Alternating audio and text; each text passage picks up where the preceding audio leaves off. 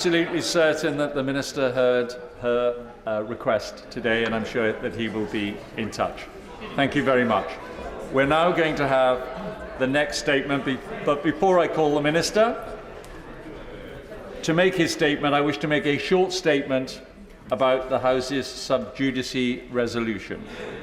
There are relevant, active legal proceedings relating to Horizon before the courts. In December 2022, Mr. Speaker exercised his discretion in respect of matters sub judice to allow references to those proceedings as they concern issues of national importance. That waiver is ongoing. However, I urge honourable members to exercise caution in what they say and to avoid referring in detail to cases that currently remain before the courts.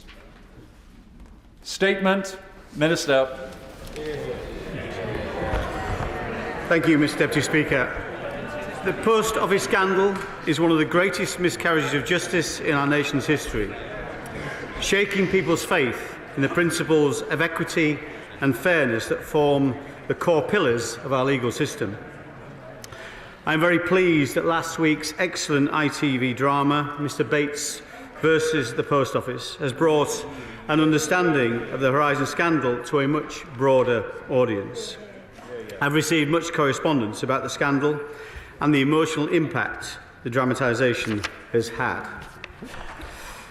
Those of us who have been campaigning and working on the issue for some years were already well aware of what happened.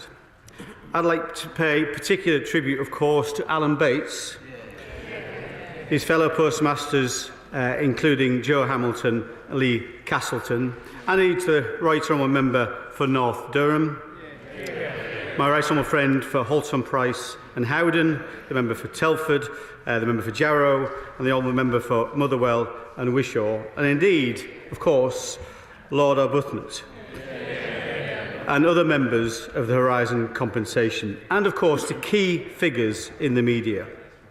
They played a key role in seeking justice and compensation for the victims. And I also thank the Shadow Secretary of State for his continual constructive approach, as well as, of course, my ministerial predecessors, including my honourable friend, the member for Sutton and Cheam. Watching last week's ITV programme has only reinforced our zeal for seeing justice done as quickly as possible. We are already a long way down that road, so Wynne Williams' inquiry is doing great work in exposing what went wrong and who was responsible. And full and final compensation has already been paid to 64% of those people affected. I previously said to the House that my main concern now is for those still waiting for full and final compensation and the slow pace at which criminal convictions related to Horizon are being overturned by the courts. Before Christmas, the Advisory Board published a letter which underlined exactly that. This is not just a matter of getting justice for those wrongly convicted. Overturning their convictions is also key to unlocking compensation. Each person whose Horizon conviction is overturned is entitled to an interim compensation payment of £163,000. They can then choose whether to have their compensation individually assessed or to accept an upfront offer of £600,000. That offer is already speeding along compensation for a significant number of people. In the light of the Advisory Board's letter about overturning convictions, I have spoken to the Right Honourable Member for Durham North and to Lord Arbuthnot, and I've also had a very positive meeting this afternoon with my Right Honourable friend, the Lord Chancellor. All of us on these benches and across the House are united in our desire to see justice done. We have devised some options for resolving the outstanding criminal convictions with much more pace. My Right Honourable friend, the Lord Chancellor, will quite rightly need to speak to senior figures in the judiciary about these options before we put them forward. But I am confident that we should be able to implement measures which address the concerns expressed by the Advisory Board, and I hope the Government shall be able to announce these proposals to the House very shortly. Now, of course, there is clearly great concern about the role of the Post Office in prosecuting these cases. the Post Office quite rightly decided to stop undertaking private prosecutions in 2015. If we are to make sure that a scandal like this can never happen again, we need to look at the way in which private prosecutions like these have been undertaken. Any company can bring private prosecutions in this way. This is not a special power of the Post Office. I know my right honourable friend, the Lord Chancellor, wants to give this issue proper and thoughtful consideration, and I'm sure he'll report to the House about this issue in due course.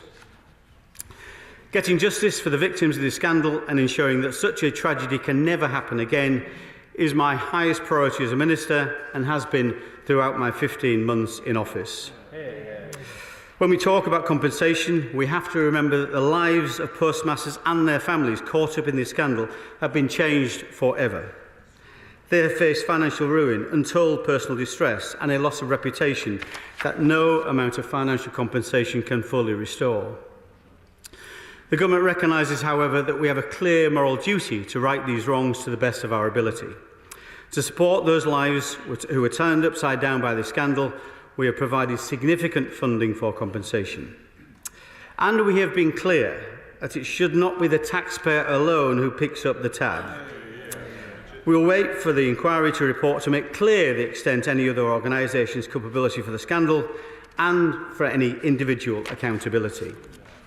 Our aim is to ensure that every victim is fully recompensed for their losses and the suffering they have had to endure. To date, over £148 million has been paid to 2,700 victims across all compensation schemes. 93 convictions have been overturned, and of these, 30 have agreed full and final settlements. Just over £30 million has been paid out in compensation to those with overturned convictions, including interim payments. Of course, we want to ensure that the process for agreeing compensation is fair, transparent and is open for independent assessment. That is one of the reasons why I'm today announcing that retired High Court Judge Sir Gary Hickinbottom has agreed to chair an independent panel that will assess the pecuniary losses of those postmasters with overturned convictions where disputes arise.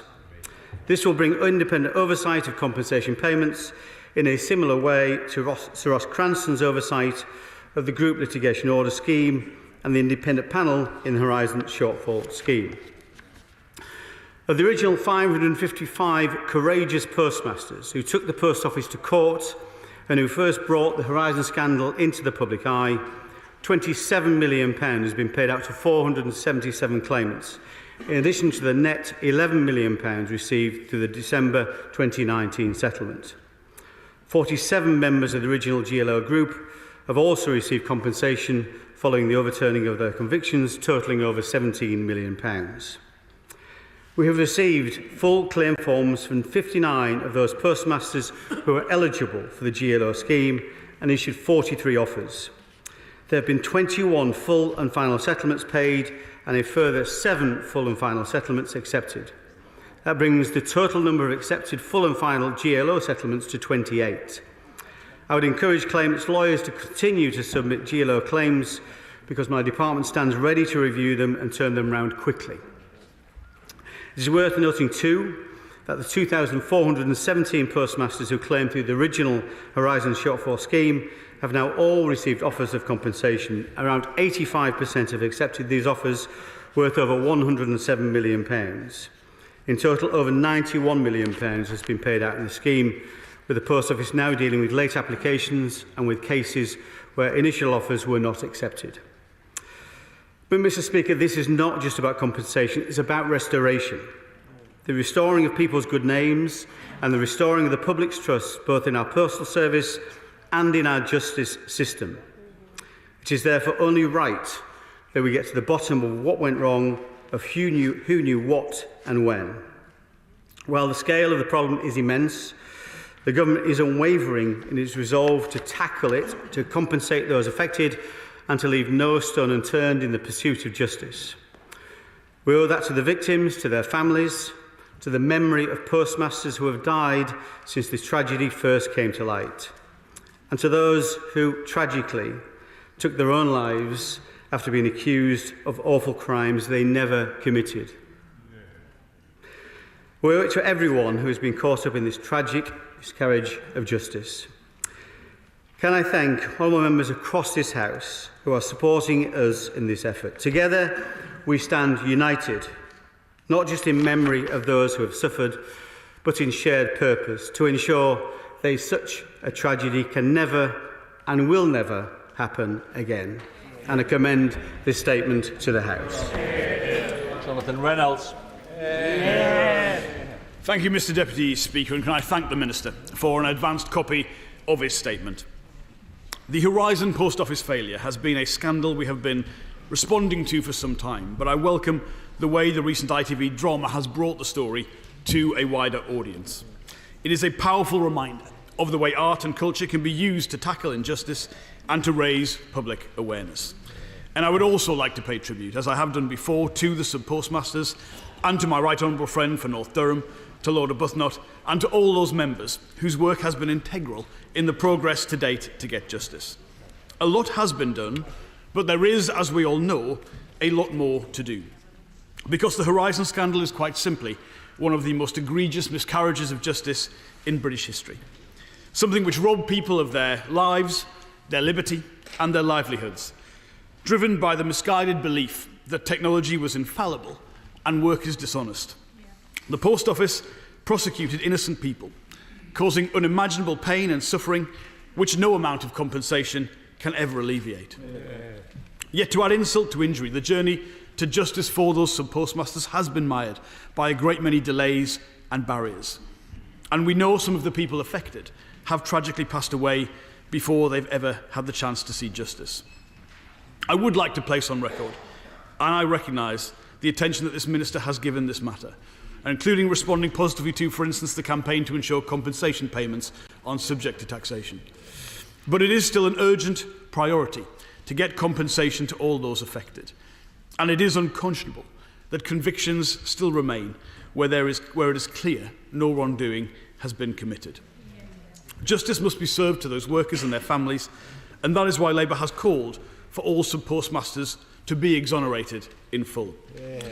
I listened very carefully to what the Minister had to say about this, and I want to extend our support for any actions that may be required to overturn these convictions as quickly as possible, whilst ensuring no victim has to re-enter litigation and relive the trauma that they have experienced.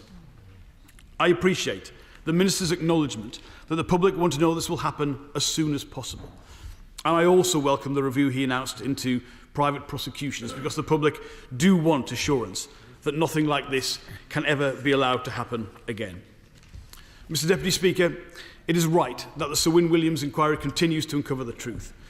But just when it was felt this outrageous miscarriage of justice could not get any worse, more allegations have come to the fore which must now surely be considered as a part of that inquiry. Today, I understand it has emerged that there are potentially dozens more victims from a pilot scheme. I myself have just learnt this afternoon from one of my constituents that they've only been informed very recently that they are a victim of this scandal. So can I ask the Minister again what steps the government are taking to ensure every victim is identified and encouraged to come forward? It is also clear that Fujitsu are facing very serious questions that demand a response. Those questions must be answered in the evidence sessions planned for the inquiry later this year. And if it is found that Fujitsu knew the extent of what was occurring, there will have to be consequences that match the scale of the injustice. In addition, those involved in the running of the Post Office who have received honours must be held to the high standard those honours demand. They will also have the opportunity to give their side of the story in the inquiry. But if that evidence is unsatisfactory, I would urge the Forfeiture Committee to consider the propriety of those honours and to take any further appropriate action. Mr Deputy Speaker, for many people who've watched the ITV adaptation, it will be hard to believe that this ongoing tragedy is not in fact a work of fiction. So egregious and pernicious have the impacts been on people's lives. But this isn't a TV show. It is very real, and it has had very real-world impacts. Lessons must be learned and justice must be served. I have faith that the Williams inquiry will ensure those responsible are held to account. It is right that those innocent people have their convictions overturned.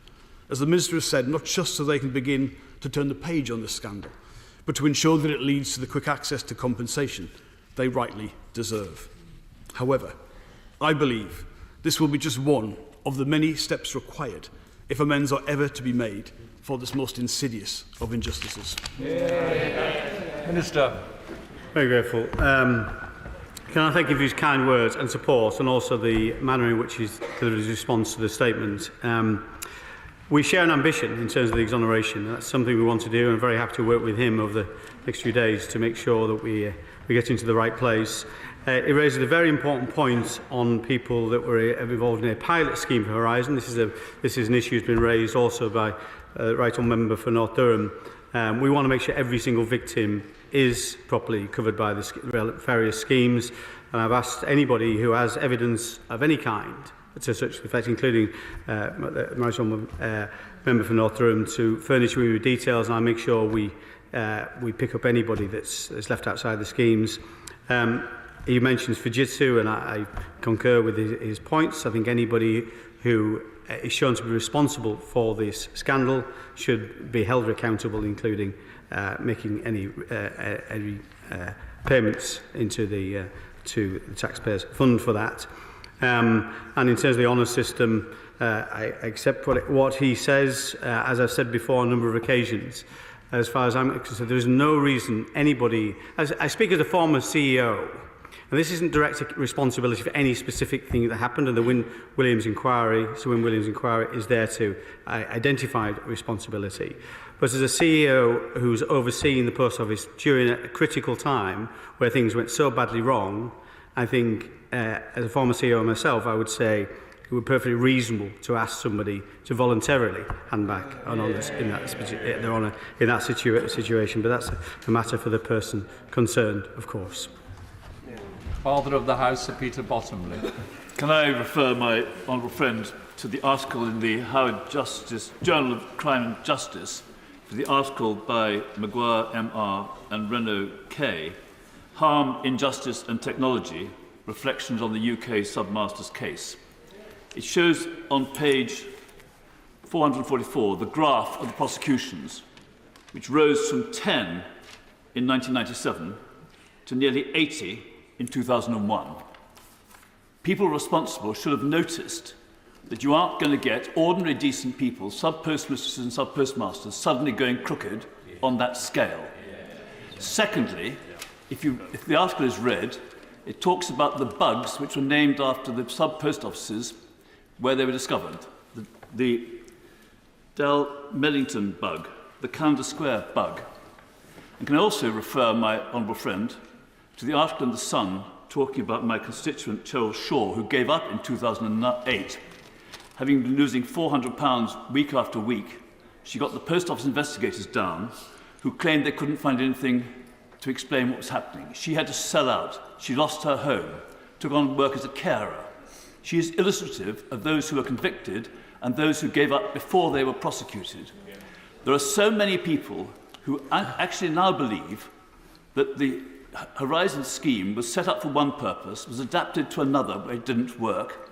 And when people started entering things twice, there was apparently a loss where the post office actually didn't lose any money. So if the post office weren't losing money, how could people properly be prosecuted? And the titanic error was the belief in technology. Well, I can thank him for his question and points. I totally agree with him. People should be held responsible where they're shown to have willfully neglected their duties, and that's whether through a shortage of inquiry and an investigation. He raised an important point as well about the attitude of courts towards computer-based evidence, technology-based evidence. I know that my right honourable friend, the Lord Chancellor, is looking at that particular issue as well. It's something I brought to his attention due to the efforts of Paul Marshall, one of the leading barristers involved in this whole scandal, and he's alerted the Lord Chancellor to that particular point as well. I'm sorry to hear about his constituent, Mrs Shaw. I take it she will have applied to the Horizon shortfall scheme, which should compensate people like Mrs Shaw. If he would like any help or assistance for him or Mrs Shaw to be able to make sure that's happened, I'm very happy to provide it. SNP spokesperson Marion Fellows. Mr Deputy Speaker, you were in the chair on the 19th of December when we last discussed Horizon Compensation Bill, and I don't think any of us then who knew about the TV drama would have believed the impact that it has had. I think it's bittersweet that it's had such an effect. I think it's really telling that MPs, peers, media, loads and loads of people tried to bring this into the public consciousness, and we didn't manage to do that as effectively as this TV drama. I should also say thank you to the Minister for pre-sight of his statement. Just today I've been contacted by local sub-postmasters who want to meet with me. They were never prosecuted. They had shortfalls. They paid back money to the post office. Many of them just walked away, retired, and they now have no evidence about what happened, because when you walk away from a post office, all of the financial documentation goes back to Post Office Limited. So can we have a thought about that, Minister? Can you also confirm that all this money did go back to Post Office Limited, enhance their profits, on which many bonuses over the years were paid to Post Office executives? And could we have pressure put on those people to repay these bonuses? The Minister's statement, there's very little in it I would disagree with, and I think there has to be a real consensus across the chamber on this. But some words did spring out at me, things like very shortly and in due course. Can we please have fixed timelines on when we get reports back? I want to commend Sir Wyn Williams, who I first met when he first took on the inquiry before it became statutory, and it sounds ridiculous for me to say I was impressed by him, but I really understood that he was going to get to the bottom of what has happened, and he has done that in spite of grievous failures on behalf of Post Office Limited. Mr Deputy Speaker, there must be accountability for all in Post Office Limited and Fujitsu who prosecuted and persecuted sub-postmasters over the years. And I pledge that these SNP benches will continue to put pressure on government of any colour to keep the momentum going on this, to ensure justice and the real justice is served. And if that involves more pressure on the former CEO and for people who received honours and because of the work they did in Post Office Limited. I know the Minister's nodding. I know he will agree with me. Minister.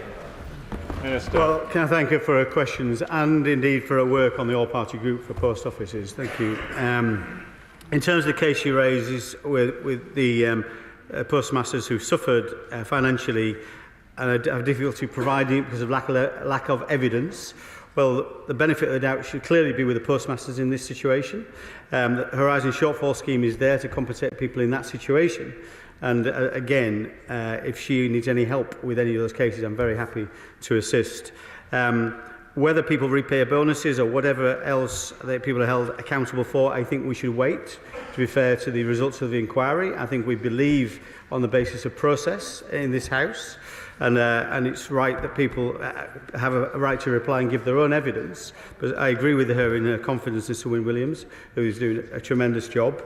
I'm sorry I can't be a little bit more precise in my timescales, but I'd be very disappointed if it went past the end of this week in terms of giving more information to the House. And in terms of the accountability of individuals, I entirely agree with her for all reasons of justice, but also act as a deterrent for anybody else who is ever tempted to do the wrong thing in these circumstances. Seeing these corporate failures of corporate abuse, it just cannot continue, and we need to make sure people realise if it happens, they'll be held to account. Sir David Davis. Can I start by congratulating the Minister and his immediate predecessor for the sterling work they have done in attempting to bring justice to this problem. But the government needs to do four things. It needs to stop the Post Office unnecessarily challenging the victims' appeals and find a more rapid method to exonerate all of the innocent victims. to instruct the Post Office to stop hiring expensive lawyers to challenge the compensation claims and therefore to accelerate the payment mechanism, to strip away the Post Office's right to police its own cases, and to accelerate the investigatory procedures prior to criminal prosecutions of the real villains in this case, which of course are, well, we know who they are.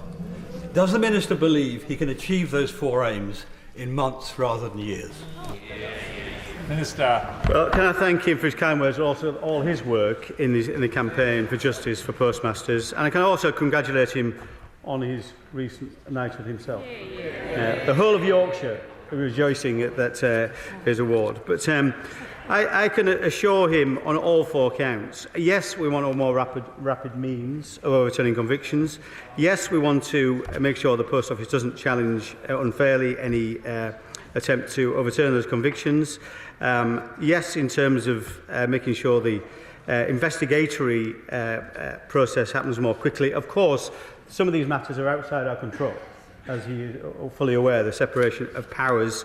But in terms of the actual policing of cases, I'm happy to talk to him probably after these statements in terms of what precisely he means by that. I think in terms of the way the compensation schemes are running, there is independent elements to all that. They are not being policed or not being restricted by the Post Office themselves. There are independent panels or independent assessment as part of all those processes, but very happy to talk to him in detail about what we can do in those areas. Chair of the Select Committee, Liam Byrne.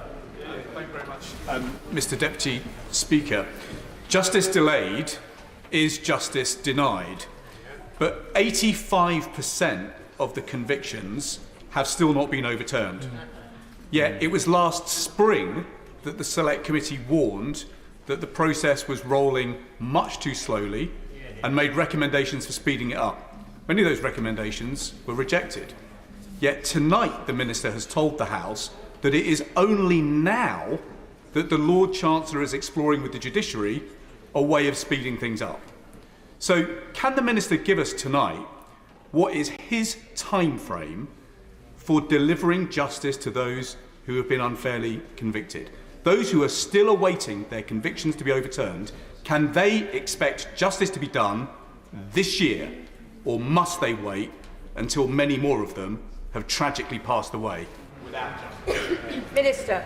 Well, I can thank him for his work and his obviously work on as chair of the Select Committee. I'm very happy to be appearing before his Select Committee next week to answer more detailed questions in these areas. He's right to say that most convictions haven't come forward, exactly why we're making this statement today. More people with convictions, to have them overturned. They haven't come forward was a difficulty, and some people, around 50 people, have come forward and not had those convictions overturned. Looking at both those particular issues, very happy to talk to him about any of his recommendations. Yes, absolutely, this year we want to see these issues resolved. We want to see all compensation payments done, as we've said before, by August, which is the original time frame for that. Not all these matters are within our gift. We do require, obviously, victims and victims' representatives to bring forward claims, of course, and those seeking to overturn convictions to bring forward, the current process is to bring forward applications to overturn those convictions. That's the process we're trying to expedite. I hope to have some very good news for him in the coming days. Sir John Redwood. As one who for all too many years has urged faster compensation and redress for those who have suffered in this, I welcome the new sense of urgency and united purpose across the floor of the House. But when he is looking at this issue of the Post Office's right to bring private prosecutions, will he understand that it's because they were 100% government-owned and accountable through this House to the government that it gave it so much more seriousness and much more weight against the innocent who were trying to defend themselves? Minister. I think he makes a very good point, and I think that definitely played a part in this in terms of their ability to take forward prosecutions. It's something, as I said before, my right friend, the Lord Chancellor, is looking at across the piece, but not least in connection with the Post Office. As I said in my statement, they haven't taken forward any prosecutions, private prosecutions, since 2015, I think it's highly unlikely they would try to, even before things might be changed. Kevin Jones. Madam Deputy Speaker, can I thank the Minister for his statement and declare an interest as a member of the Horizon Compensation Advisory Board. Can I also say, Madam Deputy Speaker, I think we need more TV dramas because it's had a remarkable effect on attendance of this House tonight. But the drama was successful because I think it spoke about the victims. Now, many of us who've been involved in this for many years have met many of them. I know the Minister has as well, and his predecessor, and knows the torment which these individuals have been through. So I think it was excellent in doing that. The key thing now, and as Alan Bates said at the weekend, we need to get the compensation out the door as quickly as possible. Can I welcome what he says on overturned convictions? We, the Advisory Board, did make recommendations on this, and I think they should. All the 927 convictions do need quashing. Can I ask him whether or not we can consider this on Wednesday to our next meeting, and what timescale he's looking at? And on the issue of the pre-Horizon scheme that's now become evident, which the Honourable Member for Stalybridge referred to, can we get this bottomed out very quickly to find out, one, how many cases there are, how many were prosecuted? I know at least of 2, so we can actually get justice for these individuals as well. And can I just say, if anyone thinks there's not people out there, I've had 3 people this afternoon contact me and spoken to them.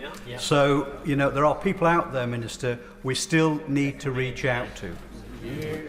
Minister. Thank you, Mr Deputy Speaker. Madam Deputy Speaker. Yes, absolutely. I think the documentary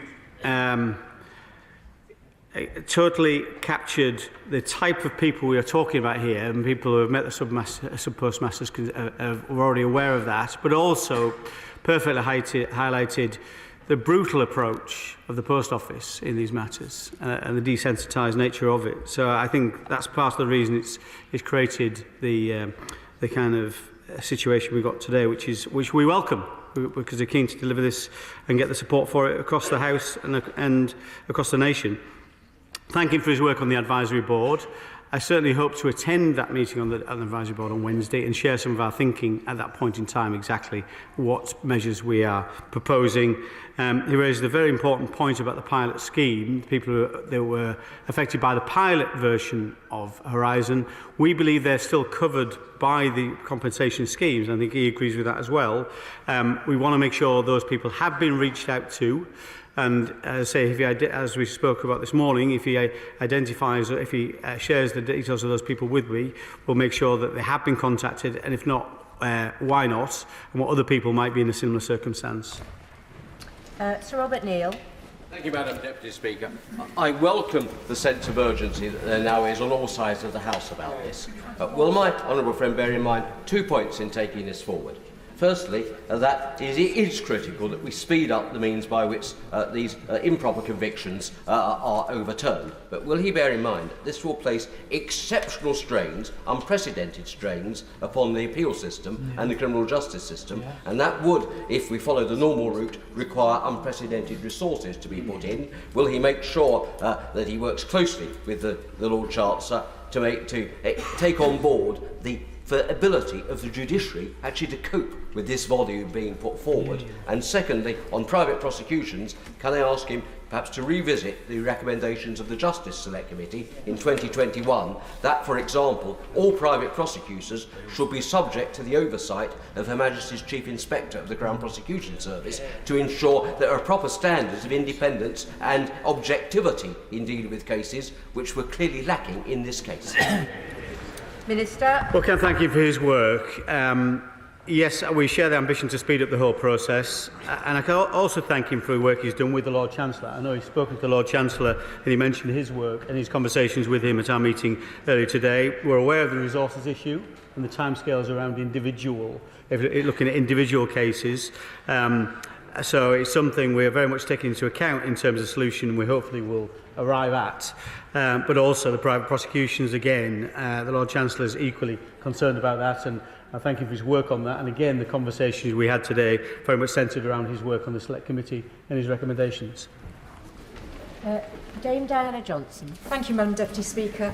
The Minister just referred to the brutal approach of the Post Office, and it struck me that this was another example of what Bishop James Jones referred to in terms of the Hillsborough inquiry when he talked about the patronising disposition of unaccountable power. And I wanted to say, in relation to my own constituent, Janet Skinner, whose conviction has been quashed, She hasn't received any compensation to date, and I just want to know from the Minister, can he put a firm time on when she will start to get that compensation paid to her? Minister. Can I thank her for her work on this? And indeed, in terms of Mrs Skinner, all people who are in any of the three schemes, of course, get access to an interim payment. If Mrs Skinner has had a conviction overturned, she's entitled to an interim payment of £163,000. From then, she can take two courses, two routes. She can either go for a full assessment, which does take more time because these issues are complex, assessing financial loss and detriment relating to things like health, of course. So it does take time, but so our commitment is anybody who goes down a full assessment route will have an offer made back to them within 40 working days, or 90% of that's our target for doing that. The alternative, she can pursue the fixed sum award of £600,000. There's no need to compile a claim to do that. That money can be paid out pretty much instantly. That's not a route for everybody, but it has been a route for a significant number of the 30 people who have decided to settle, who have had overturned convictions. Paul Scully. Deputy Speaker, 4 hours of compelling storytelling has brought a fresh wave of interest, of anger and frustration to people around the country and indeed this chamber. It's great to see so many people supporting the sub-postmaster's plight. Now, I know my honourable friend has been working diligently at this for 18 months now, so he needs no reminder that that first Aston on the statement, on the story, this story is true. Will he work diligently to build on his work to make sure that the judiciary allow a blanket quashing of all of the convictions so that they can get to the Treasury to make sure that the funding is there to give full and fair compensation, that they can get the Post Office to make sure that they can adhere to his timetable of August 2024. And then obviously I know Sir Wyn Williams needs no reminder about his work that he's doing excellently in the inquiry to get those answers. Will my honourable friend agree with me that the best way he can do this is to remind all of those people is that we are all human first, politician second. This is human cost. Minister. Well, can I thank him? And he says he's building on my work. Can I say I'm building on his work, which I think he's done a tremendous job in the role he played within this when this issue first came to light. But we share that ambition. We share that ambition to do something that expedites the process of overturning convictions. I think the time for quibbling is over. It is a case now of action this day and delivering that overturning convictions. Clearly we want to do that in a way that doesn't cause us any constitutional problems or legal problems across the system, but nevertheless that is something we believe we've got a solution to. We should be able to give more details in due course very shortly, and also the key work that Sir Wyn Williams is doing is playing a key part in this as well. And I thank him for establishing that statutory inquiry, which is going to lead to so many answers that people quite rightly demand. Alistair Carmichael. Thank you, Madam Deputy Speaker. The Minister has heard from me previously about the difficulties faced by the executors of my constituent who was a victim of this scandal and who had subsequently died. Ultimately, the difficulty for my constituents was that she had been putting in her own money to make up shortfalls, and they didn't therefore know how much they should settle for because the Post Office themselves had no idea what the proper sum ought to be. So in these circumstances, what can the government do to ensure that every victim of this scandal gets the full compensation to which they are entitled? Minister. Well, I can thank him for the work he's done on behalf of his constituent. I'm so sorry to hear she has passed away, and certainly I have a similar situation in my constituency. Sam Harrison of Norton near Helmsley, who sadly passed away last May before she'd received compensation too. It is a tragedy. Of course, as he knows, compensation will still be paid to the executors, effectively probably to the family. So it's not about any saving of money, but nevertheless, we still want to accelerate the process. I totally agree with what he's saying in terms of the lack of evidence in some cases, some of these cases being 20 years old.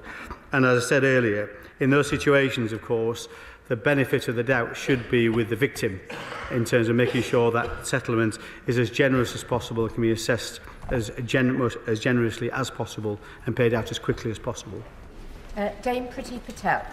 Deputy Speaker, I want to thank the Minister for his statement. He's said a great deal already, but actually I want to pay tribute to those postmasters who have fought for justice, including one of my constituents who was part of the 555 that undertook the group-led litigation. Now, the Minister has said quite a bit today already, but can he give some insights into the steps that will be taken to review the actions and accountabilities of Fujitsu, and with that the culpabilities as they are still awarded contracts week after week across government.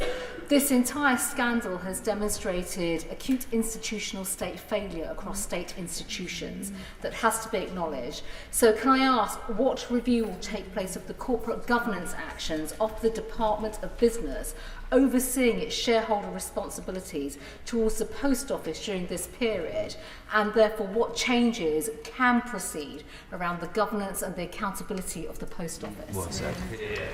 Minister. Well, can I thank her for a question, and I share a wish to pay tribute to the postmasters who obviously campaigned so long but also effectively on this particular issue. And I read with interest her piece recently over the weekend in terms of what she thinks should be done. I agree with much as what she said. As I said earlier, anybody who's responsible at a corporate level, albeit individually, should be held to account, and that may include payments made, of course, to assist with compensation and indeed contracts that certain companies may be awarded. Certainly, we think that it's right that we let Sir Win Williams undertake his inquiry, report properly, assign blame. We should take action, whether it be against corporates or against individuals at that point in time, and make sure both of those bodies are accountable. Barry Gardner. The Minister said this is not just about compensation, it's about restoration. And that is true. But is it not also about misfeasance in public office? So will the Minister confirm that the maximum penalty for a public servant who willingly and knowingly acts in a manner that results in harm, injury or financial loss to an innocent party is life imprisonment? Well, I mean, he raises a very important point again on accountability. We have given Sir Williams a chance to look at all these issues and determine accountability, individual responsibility. I've dealt with a number of different scandals over the years, from the backbench as well as in my ministerial role here, and I think they happen all too often at a corporate level for us to simply carry on in the way we have done in the past. So I would very much happy to take away his points in terms of the potential penalty for the offence he describes, and something I'll discuss with officials and others. Sir Robert Buckland.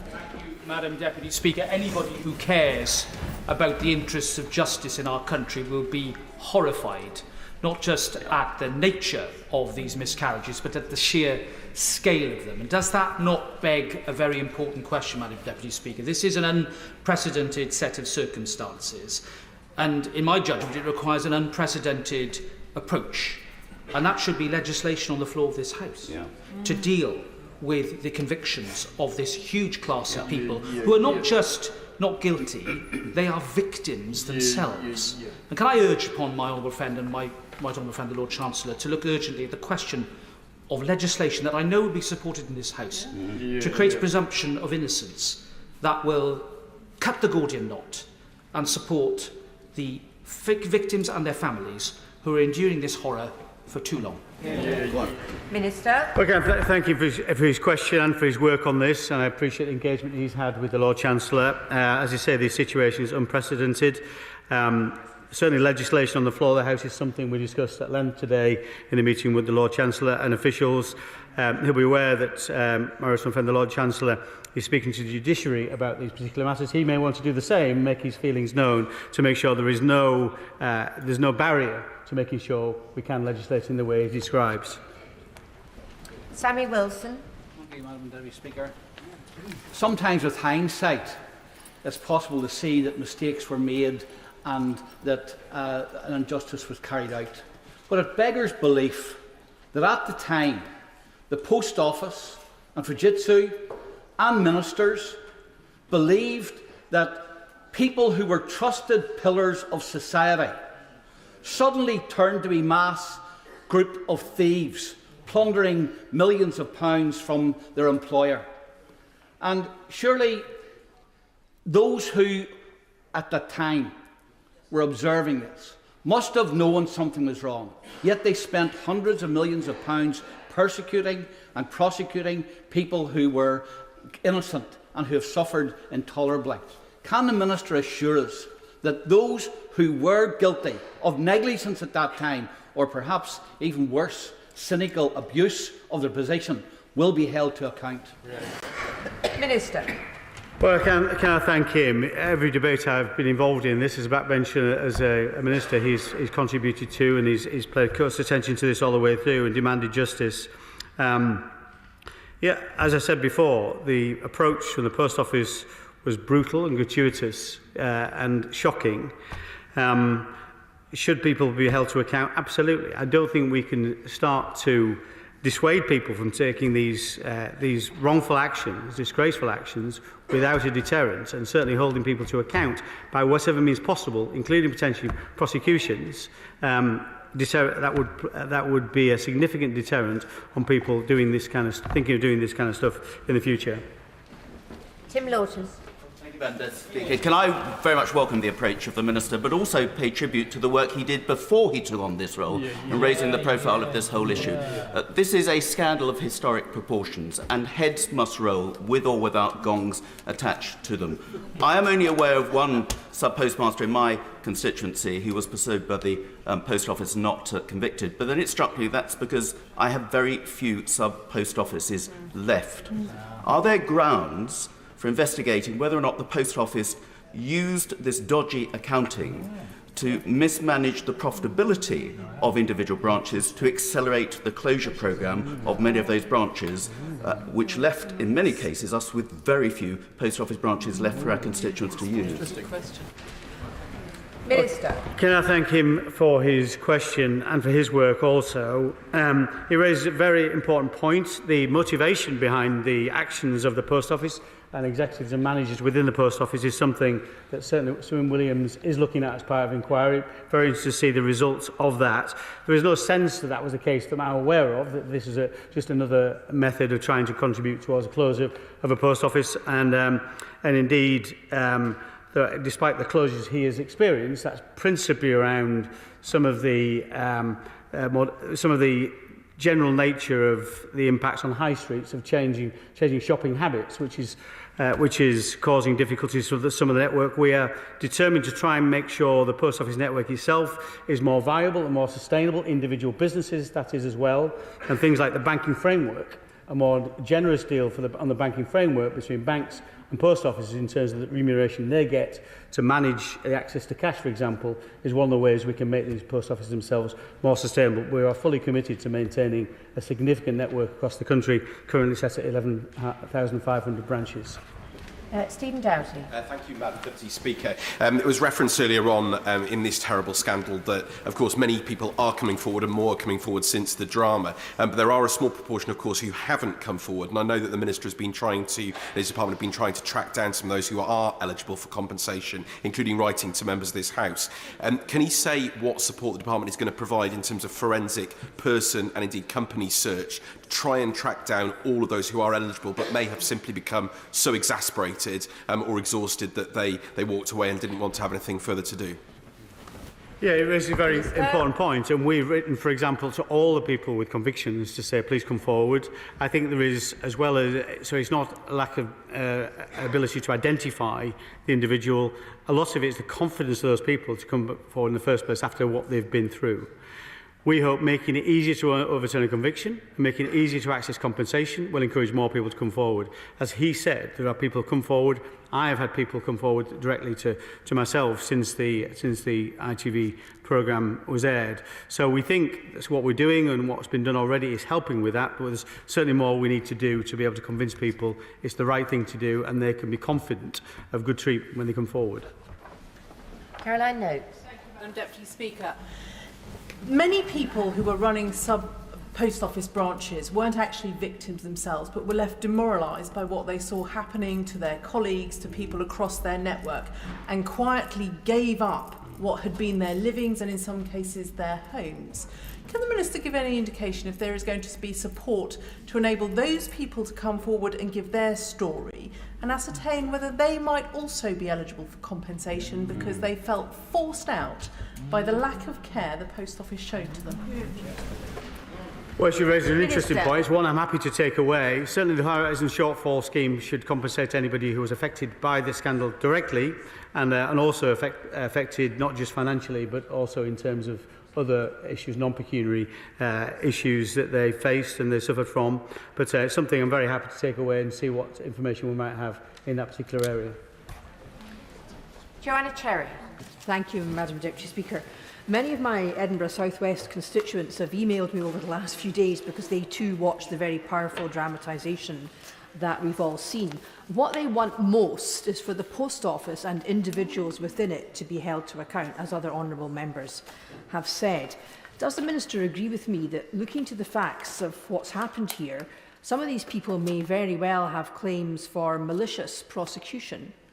And where evidence has been withheld or lies told in court, then the police should also be looking at whether or not there has been perjury and whether or not there has also been, very seriously, a conspiracy to pervert the course of justice, which would, of course, carry with it an extremely hefty prison sentence.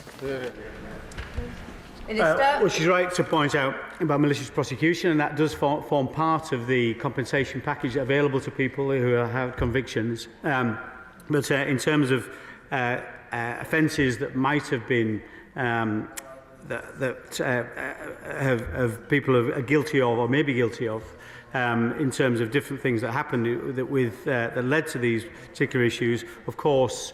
We expect the police or other enforcement agents to look at this very carefully, and there's nothing to stop them bringing forward prosecutions where they can see people would be guilty of a certain offence.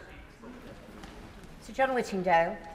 While applauding the extraordinary courage and resilience of the sub-postmasters who have campaigned for justice for so long, does my honourable friend agree that the makers of Mr Bates versus the Post Office and ITV represent public service broadcasting at its very best, and that without that we would not be having this statement this afternoon?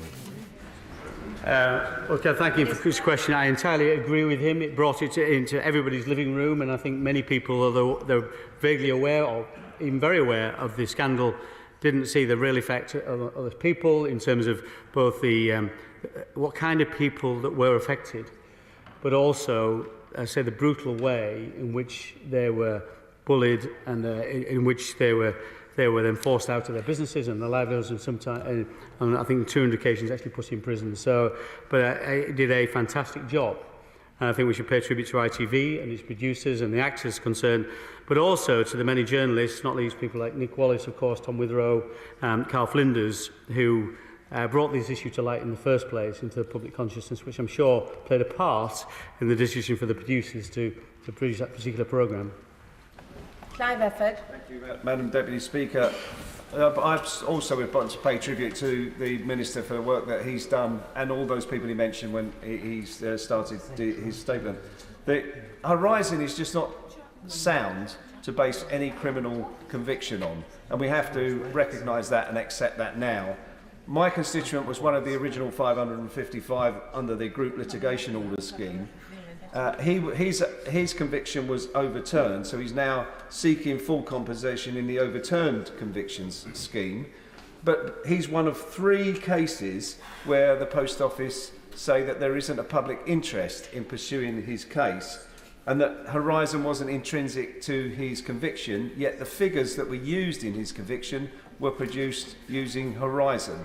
This is a Kafkaesque situation to be in, and it cannot be allowed to stand. The Post Office should not be anywhere near who gets compensation and what compensation they get. They should be removed from the process. They've been shown to be incapable and untrustworthy of dealing with this in an even-handed way. Does the Minister agree? Okay, thank you. And again, he's somebody who contributes to virtually every debate or every statement on this particular matter, and thank him for his work on it. I agree with him in terms, indeed, we agree with him that the compensation schemes agree with him that the Horizon evidence shouldn't play any part in terms of whether somebody is guilty or not. There are obviously different schemes: the Horizon Shortfall Scheme, the Group Litigation Order Scheme, which people who have who were part of the 555 sub-postmasters who took that forward. Can I just clarify the 40-day target for response to any claim is under the GLO scheme, not the overturned conviction scheme, although we're equally ambitious to provide rapid offers in people who bring forward claims for overturned convictions. He raises the very important point about public interest cases, and something again we discussed today with the Lord Chancellor, and making sure that everybody affected gets fair compensation, and that we want the Post Office to have as little influence in these cases as possible. So we ideally deliver something completely in terms of overturning convictions and access to compensation completely outside their jurisdiction. Hello, Gerardina.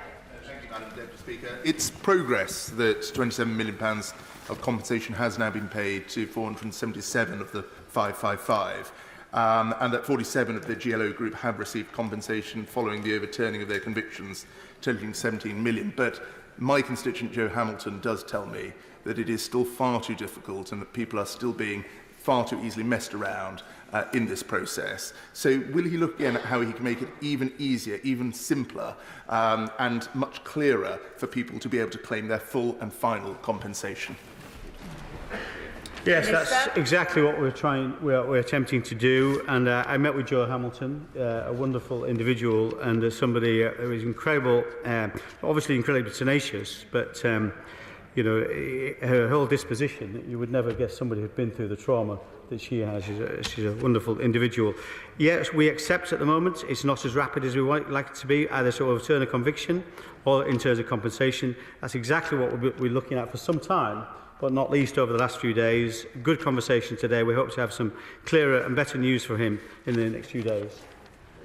Tim Farron. Thank you, Madam Deputy Speaker. I thank the Minister for his statement and also for his work on this issue.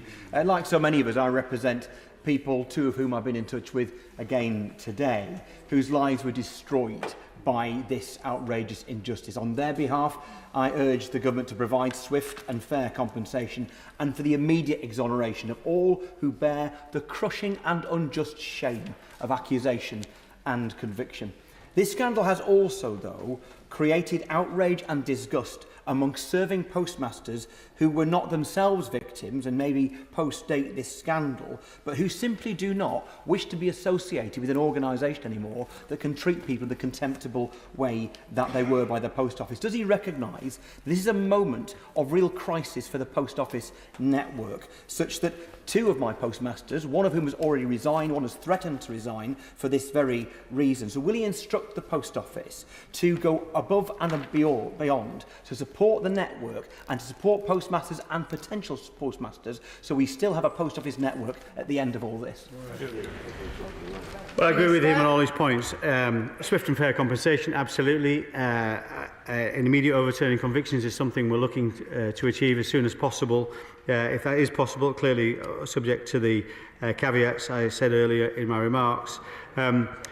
Despite what clearly the Post Office has done itself, I think most members of the public still look at the Post Office with the network with great admiration and is greatly valued in our communities. So I do not believe it's a damaged brand, but it's absolutely right that the postmasters have a much better relationship now between the Post Office, the central management at the Post Office and the network itself. Much work has happened in that area, including recruitment of 100 area managers to try and improve that relationship. That relationship will also be improved, I say, by making the Post Office, individual Post Office branches more financially sustainable.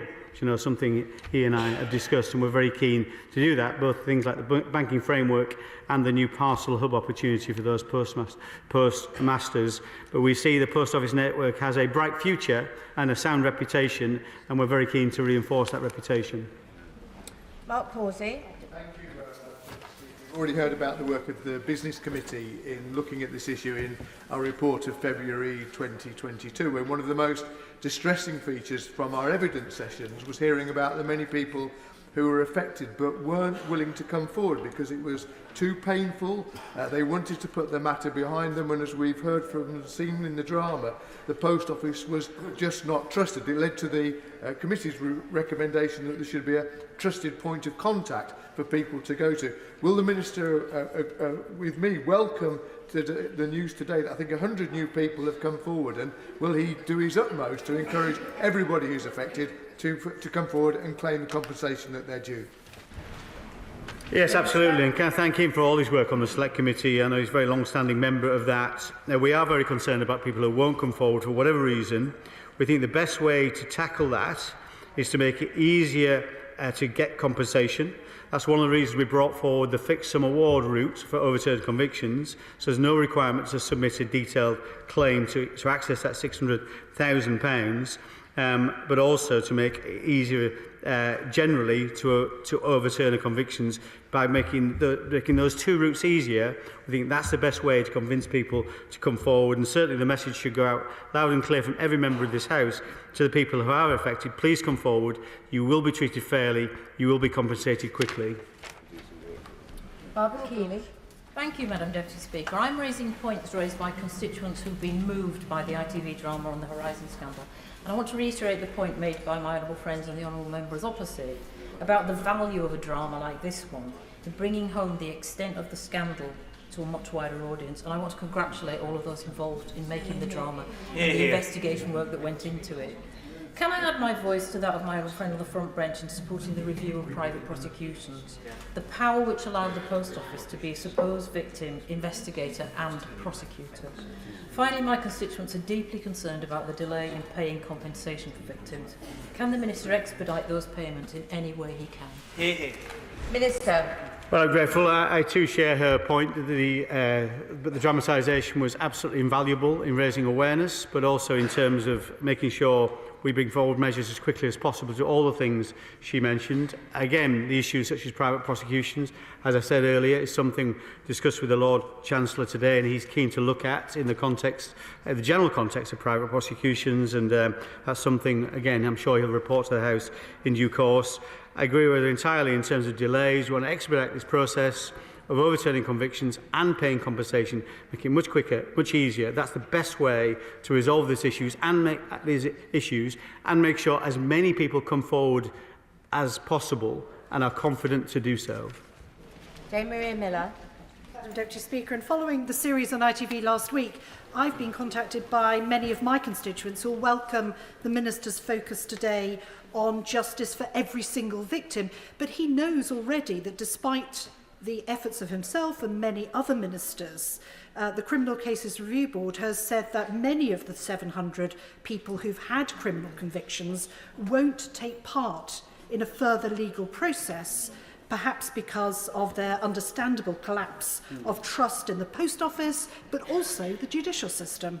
So now is the time for the government to consider how all convictions that relied on evidence from the Horizon system, which must now be seen as unsafe, could be quashed without victims having to endure further legal wrangling. Hear, hear.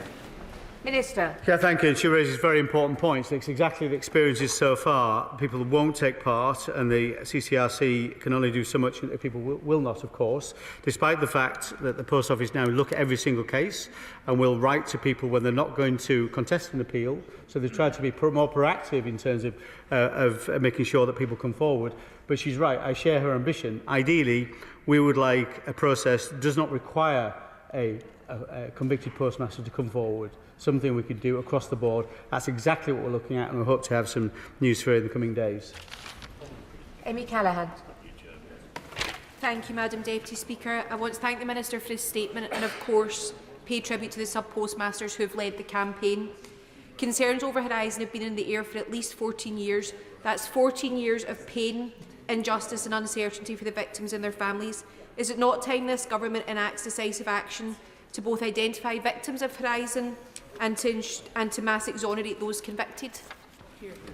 Minister. She raised, of course, a very important point. That's exactly what we're trying to do, and that's exactly what this statement is all about. As I say, we've compensated 64% of victims thus far, full and final compensation, and provided interim compensation to practically everybody who's come forward with a claim. But she's right to say that we're disappointed more people haven't come forward to overturn the convictions. That's exactly what the problem we're trying to solve, and we're looking at innovative legal ways to do that. But as I say, we hope to have some news for her very shortly. Sir Edward Lee. I'm glad that The Minister is asserting the principle of ministerial responsibility, which has been very clear even since long since the Critchell Downs case, where even the Minister isn't personally responsible, he actually is responsible for what goes wrong. And when I was Minister of the Post Office, that was made clear to me, and I think it's reprehensible that at least one of my successors is trying to dodge the bullet in this way, just say I was given the wrong advice. If we own the Post Office, the Minister is responsible, and that is a principle we have to establish.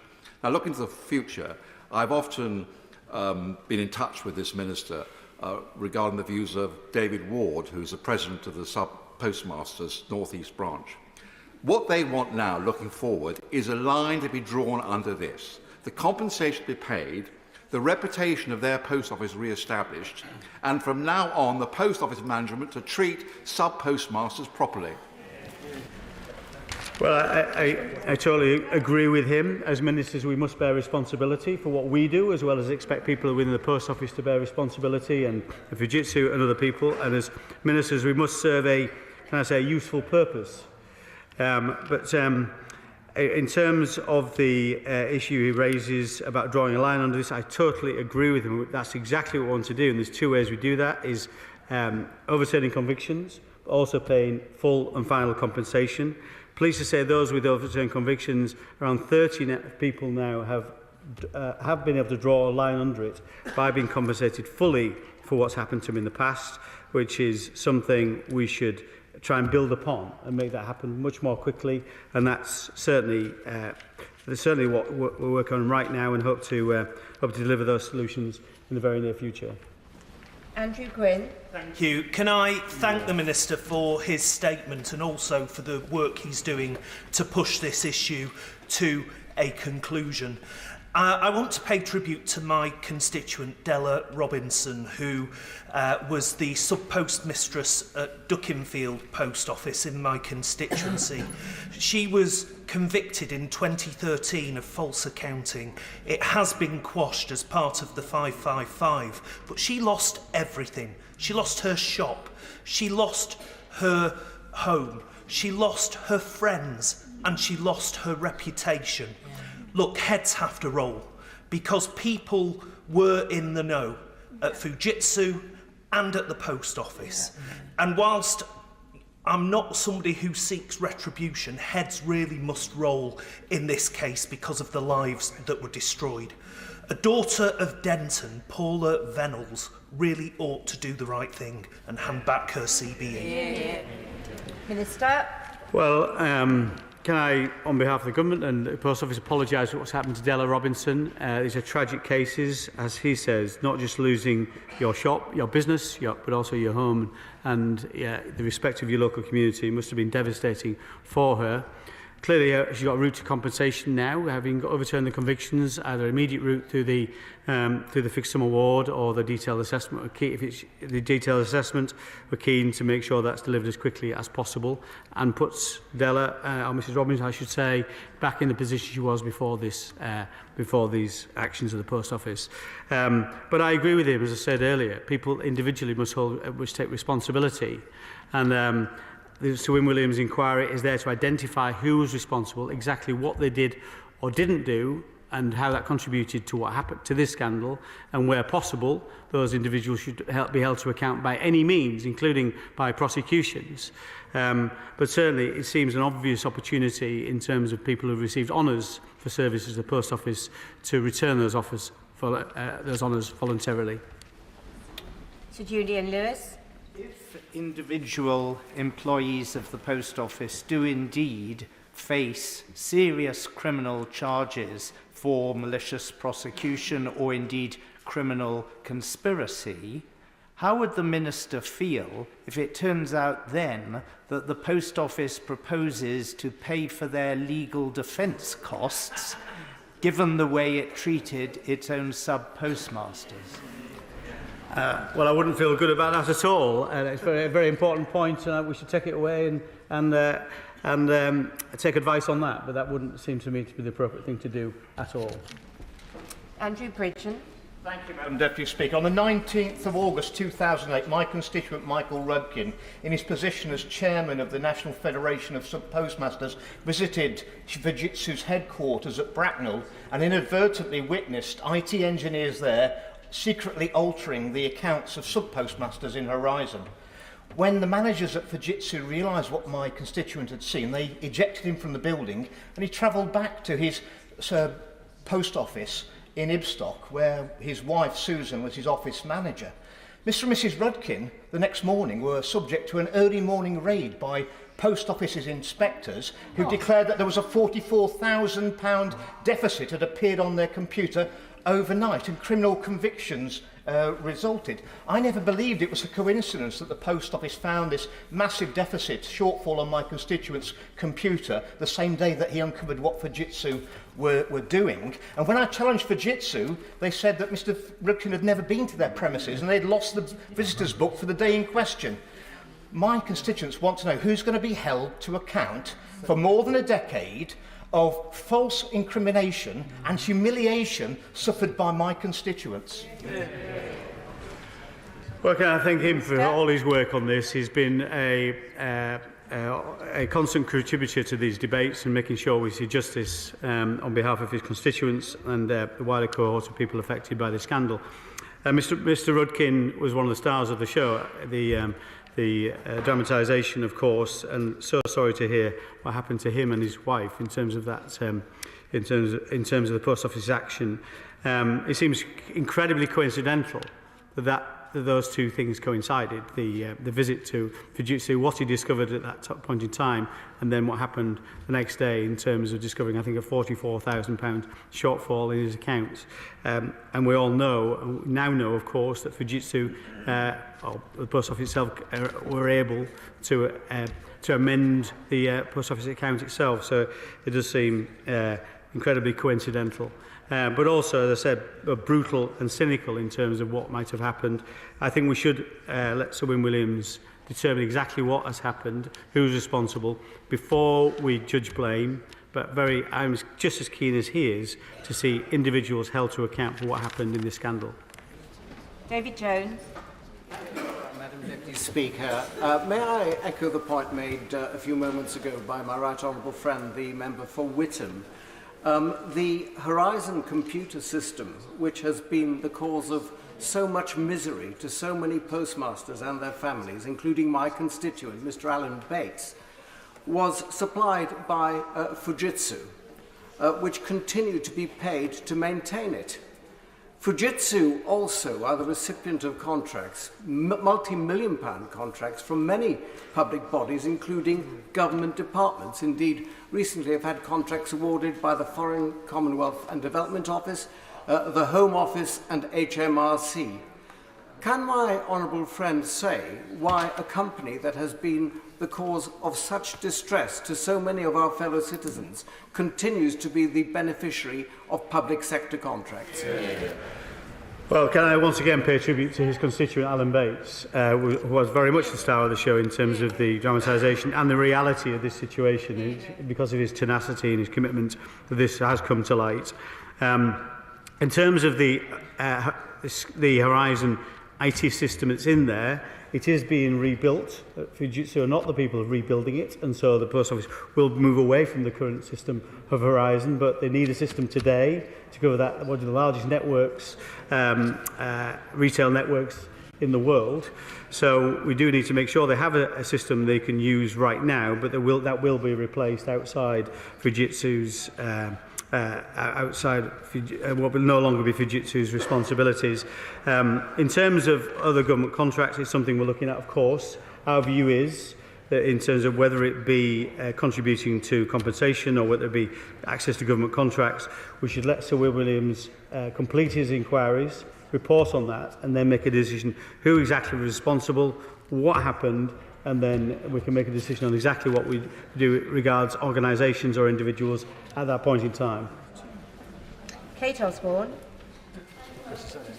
I want to thank the Minister for this statement and for recognising the work that I and others have done to highlight this scandal over many years. Of course, the recognition should go to the many sub-postmasters, including my constituent, Chris Head, one of the 555, for their tireless campaigning for justice. And I want to pick up on the point from the member there, who's, last October, I asked the then Minister if, in light of the Horizon and sub-postmaster scandal, he would pause existing contracts with Fujitsu and undertake a review. And I'm pleased to hear, if I heard correctly, that that's what is currently happening. My call is to pause existing contracts, to stop awarding them with multi-million-pound contracts. Fujitsu continue to take billions in profits, including 10 billion per year in government contracts, whilst our sub-postmasters await compensation. So will he agree to stop awarding Fujitsu contracts? And can you tell me how many contracts have been given to them since this scandal came to light? Minister. Well, I can again thank her for her work on this, and both in terms of her work in this House, but also when we engage on particular issues with her and others who are taking a particular interest in this scandal. And also to her constituent, Chris Head, who's a regular contributor to me on Twitter about different things on this, which I read all the time, so he gets his message across very effectively. In terms of Fujitsu, be clear about it. We think the right process is that we use the Sir William Williams inquiry. It's a statutory inquiry to identify exactly who's responsible, what they're responsible for. At that point in time, we decide whether it's right to give any organisation access to government contracts. That's the right process, we feel. Of course, we have concerns about what's happened in the past and concerns about that particular organisation, but we think we need to follow a process in order to make a decision on how we move forward from there. Neil O'Brien. Does my honourable friend agree that we should create a special legal process to more rapidly overturn these wrongful convictions, to accelerate compensation, including for those who haven't come forward? And will he take steps to stop the Post Office prosecuting, to stop them fighting victims in court? And does he agree that it would be right for Paula Vennells to hand back her CBE, given her role in this disgraceful miscarriage of justice? Well, I'm tempted to answer yes, yes and yes. But yes, we want a rapid legal process, and that's exactly what we're discussing today. Keen to deliver that as quickly as possible. Post Office have stopped prosecuting, haven't prosecuted since 2015, but and looking at the wider aspects of private prosecutions, again, something the Justice Secretary is looking at. And my thoughts on Paula Vennells are exactly the same as his. I think there is a perfect opportunity now for Paula Vennells to hand back voluntarily her CBE, but also from that further down the line, when we understand where the Sir Williams inquiry is able to assign certain blame, there's other potential avenues you can take or could be taken at that point in time. Chris Stevens. Thank you, Madam Deputy Speaker. I think one of the most chilling parts of the dramatisation is that dozens, if not hundreds of people were being told this is only happening to you. You're the only one who's reporting a problem with this system. Now, it's safe to assume that someone or some individuals oversaw and dreamt up that particular corporate spin. So can I push him further, and does he agree with many in the House that the government now need to recover the bonus payments paid to those executives who oversaw that corporate lie? Well, I agree with his description. It was a chilling, the dramatisation, the broadcast was chilling, and not least that part of it. I think it made you feel physically sick when you kept hearing those words to individual postmasters. It's only happening to you. Very disturbing, and clearly that must have been a corporate position. But I do think, and I share his ambition in terms of what he regards as sanctions, and there may be other sanctions that are applicable. But I do think we need to follow a process, particularly when we're talking about individuals, The best route for that, we believe, is the inquiry. Sir Win Williams inquiry should identify who's responsible and hold those people to account for what they did. Anna Firth. Madam Deputy Speaker, I welcome the Minister's statement and his hard work in this area. Like many others, people have written to me. They will welcome the Minister's statement today that he supports removing the CBE from the former CEO of the Post Office. But would my right honourable friend agree that actually removing a gong does not deliver justice, nor does compensation? And it's not a question of retribution, it is a question of justice. And would he agree, therefore, that if Post Office employees have erroneously accused others of wrongdoing, whether negligently, recklessly or deliberately, they must feel the full force of the criminal law that they wrongly imposed on others? Minister. Well, thank you for a point. Just to be absolutely clear, I am not taking the position we should remove the CBE. It shouldn't be our position we remove it. I think because we haven't yet assigned blame to individuals, I think at this point in time, as a former CEO of this critical period, I think it would be clear where the Post Office failed in so many different areas, in so many shocking ways. I think it would be sensible and reasonable for the former CEO to hand back an honour that was given for services to the Post Office. There may be other avenues. You're quite right to identify what those potentially might be. We think that Sir Win Williams' inquiry is the best way to identify who's responsible. It is, I agree with her comments, this isn't about retribution, this is about justice. And I think for people I've spoken to, some of the victims of this scandal and others, there are two things they want. They want compensation, clearly, but they want people to be held to account. And I absolutely share our ambition to do so. Dame Griffith. Thank you very much indeed, Madam Deputy Speaker. Well, we've all been appalled by the way that the Post Office went on and on for so many years, prosecuting and ruining the lives of sub-postmasters, and it certainly makes us ask who knew what. And as the Minister said, we want to ensure that the scandal of this type of thing can never happen again. So perhaps he'll understand how disappointing it was that the government stopped short in December of agreeing to introduce a Hillsborough law which would ensure that victims can get disclosure of crucial information and place a duty of candour on all public servants. So will he now talk to ministerial colleagues about reconsidering that decision? Minister.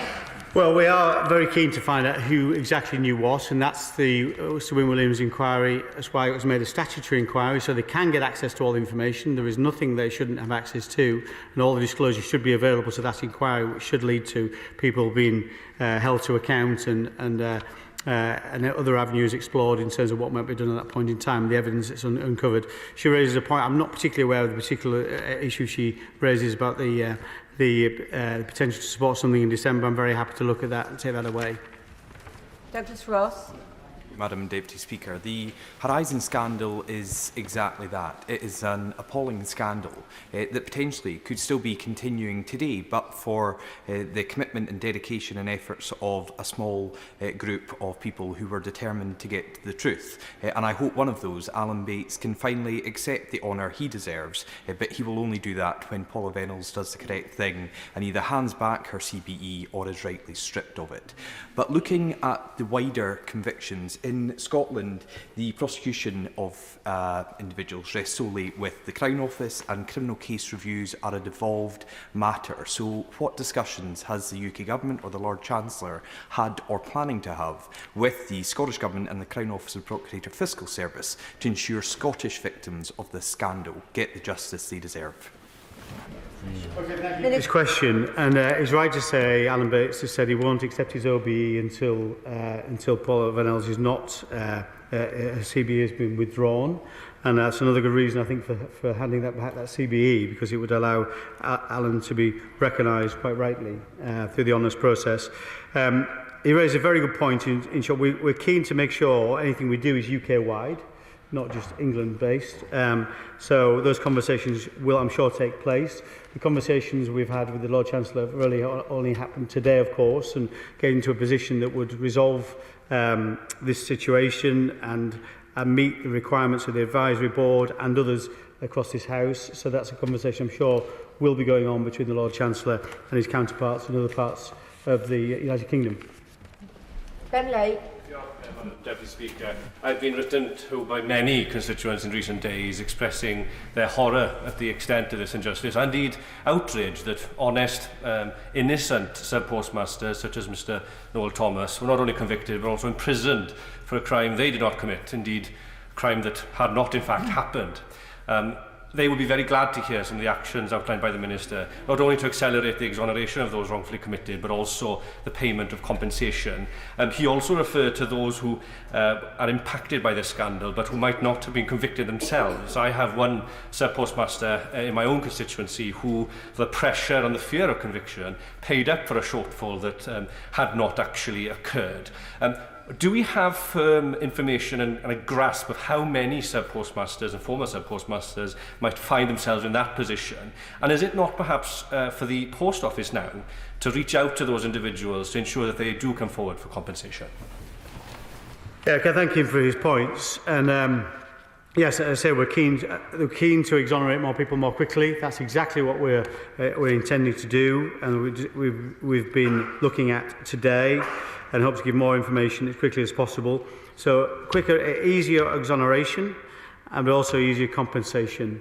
And that's exactly the opportunity that the scheme for overturning convictions delivers. People can take a more detailed assessment route, which does take time to compile and respond to a claim, or they can simply move past that system and just take a fixed sum award of £600,000. That's available to anybody who's got an overturn of conviction. So it should encourage more people to come forward. In terms of other people who have got shortfalls, who haven't been convicted, there's a Horizon Shortfall Scheme.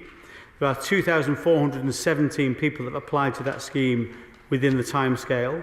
There's also about another 500, I think, that have applied after time, but have still been accepted into the scheme. So anybody in that position should have access to that compensation. 100% of people in the original cohort, the 2,417, have had offers. 85% of those people have accepted. So we are making significant progress.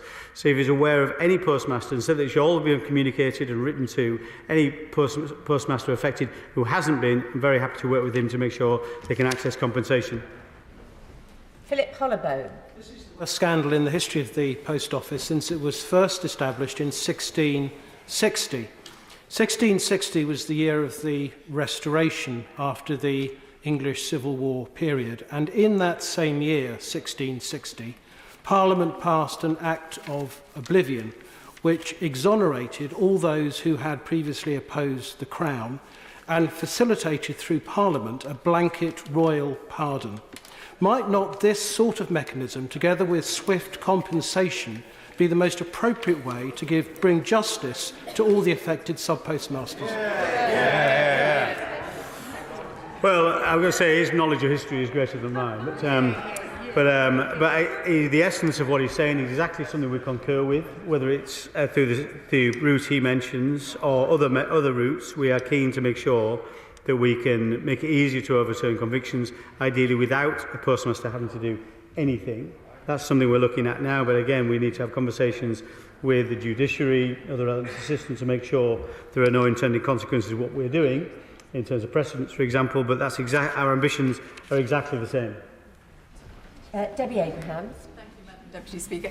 Well, following on from the honourable member, I think it's the chair of the Independent Advisory Group, Professor Chris Hodges, who was also suggesting that a simple piece of legislation could be introduced to the House which would ensure pardons en masse and quickly. But could I ask the Minister particularly about compensation for those bereaved families where the former postmaster or mistress took their own lives?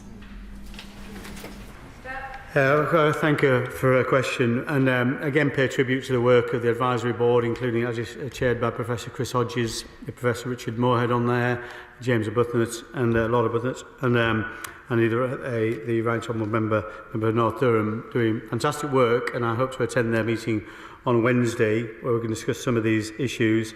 In terms of bereaved families, a further tragedy, of course, that people, and I spoke earlier, I've got a constituent myself who's exactly, the family's in exactly that situation.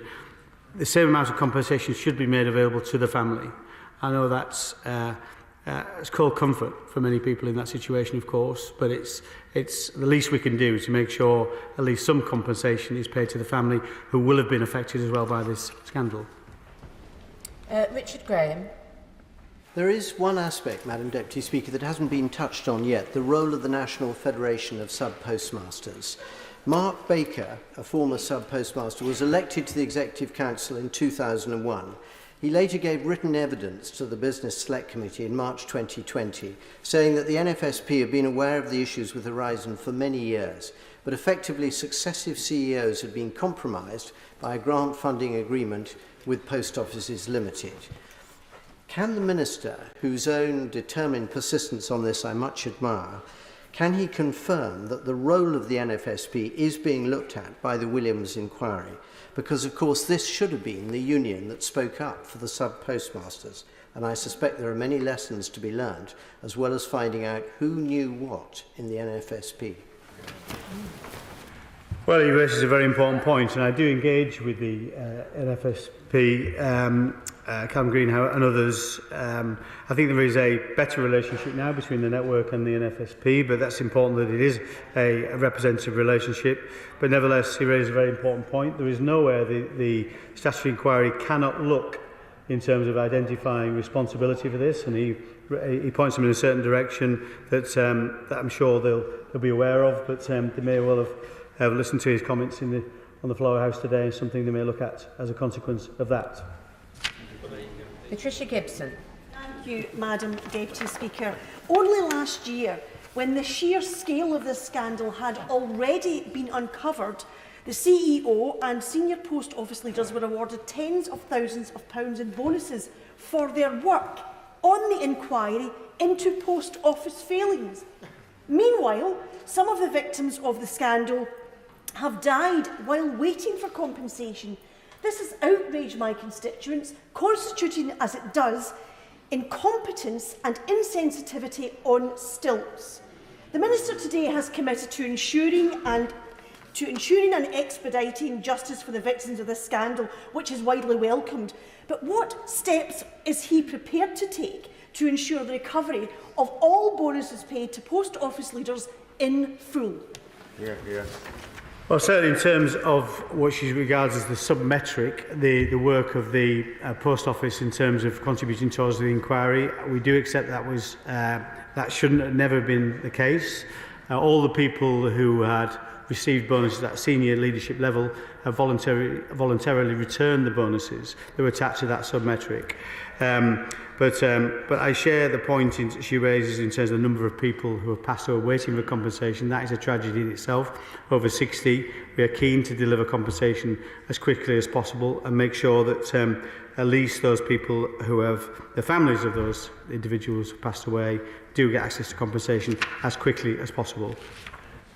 Angela Richardson. Deputy Speaker. In April 2022, I was contacted by a former Guildford constituent, sub-postmaster Abdul Safa Abdeen, through his wife Vanessa, both now located in Sri Lanka. Between 1999 and 2005, they spent thousands of pounds settling shortfalls, including selling a property in Sri Lanka. By the time news of compensation reached them in Sri Lanka, the scheme had closed. Can my honourable friend confirm that those who have been impacted who now live abroad are able to apply for compensation?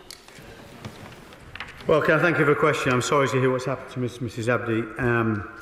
But certainly, I assume she's talking about the higher shortfall scheme. Very happy to work with her and officials to make sure any late applications are considered. It sounds like that's one of those late applications. Very happy to take that and work with her offline on it. Mike Amesbury. Thank you, Madam Deputy Speaker. I thank the Minister for the work he's done and the constructive statement. In terms of Fujitsu, when can we expect those to be made accountable and actually pay significant compensation to those that have been affected? Well, thank you for his words. And We shouldn't prejudge the outcome of the inquiry. It's a statutory inquiry. We should respect the processes it's undertaking. It's due to conclude later this year, and we hope for a report very shortly afterwards. At that point in time, we should be able to determine who's responsible and what action is taken to make sure those their actions are properly dealt with in terms of individual responsibility or in terms of corporate responsibility, which may include contribution to the compensation funds. Martin Vickers. Thank you, Madam Deputy Speaker. What the excellent TV drama brought home to millions of people was what I and many members of the House already knew, the trauma that it brought to individuals. But on a wider scale, Madam Deputy Speaker, it surely means that the government must look again at the accountability of many of these arm's-length agencies which are operationally independent. The governance, management and ministerial responsibility needs looking at, and how members of this House can hold them to a proper account.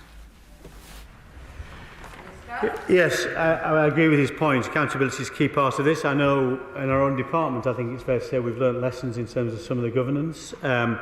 I spend a lot of time meeting with the Post Office itself, and indeed a representative on the Post Office Board at UKGI, to make sure we have better oversight, proper oversight of these arm's length bodies. I think he's probably referring to something wider than the Post Office, other arm's length bodies as well. And he raises a very important point that we should certainly give consideration to. Rachel Maskell.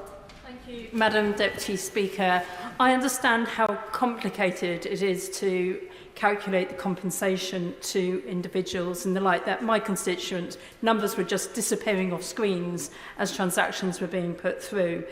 As a result of that, will the Minister ensure that more resources is put into those calculations and supporting that process in order that compensation can be paid more expediently?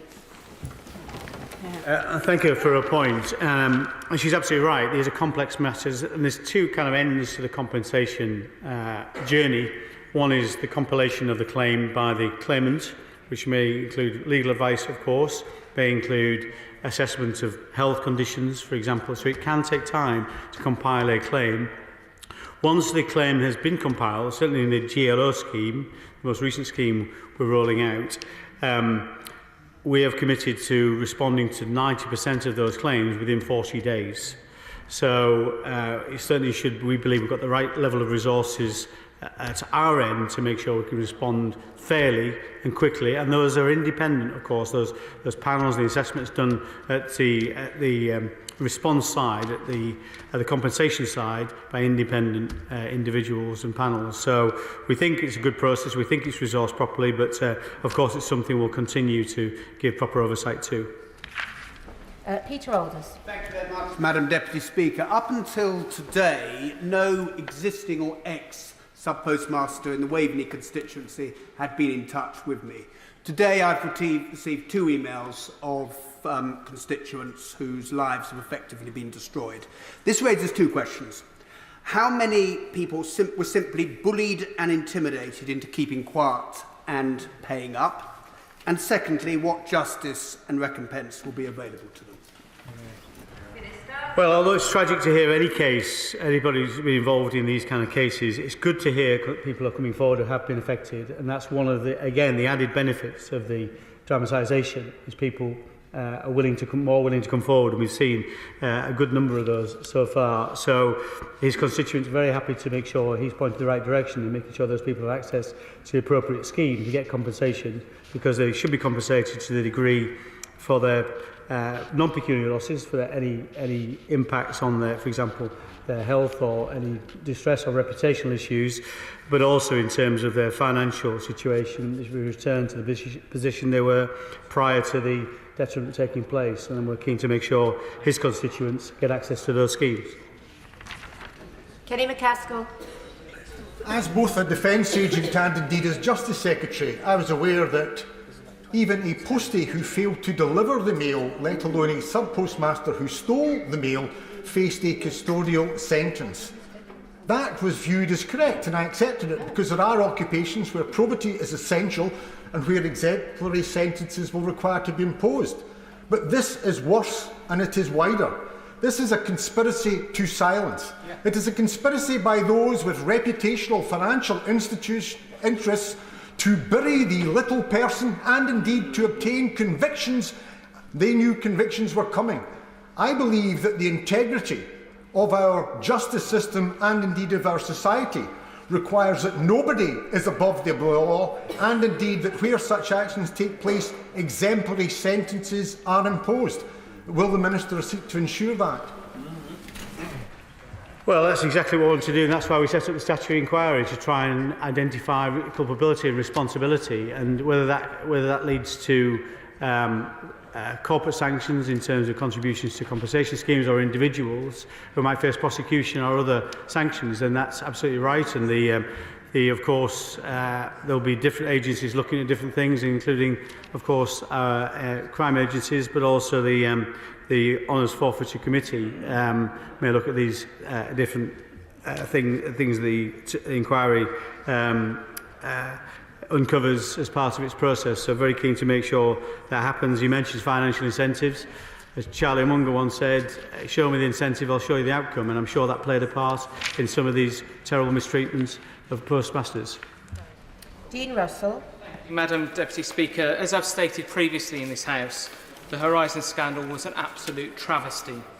And my thanks, as should all of ours, go out to Alan Bates for all of his relentless work to stand up for victims. And they were victims of one of the worst miscarriages of justice this country has ever seen.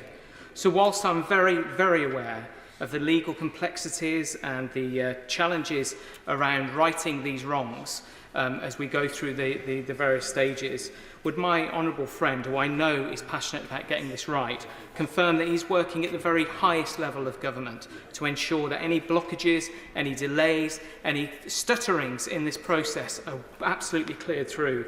And may I also ask him if he agrees with me that every single Member of Parliament here today, all 650, and every Member of Parliament for the future, make sure that they don't only watch the ITV film or drama series, but also read The Great Post Office Scandal by Nick Wallace, which originally helped shine a light on this appalling scandal.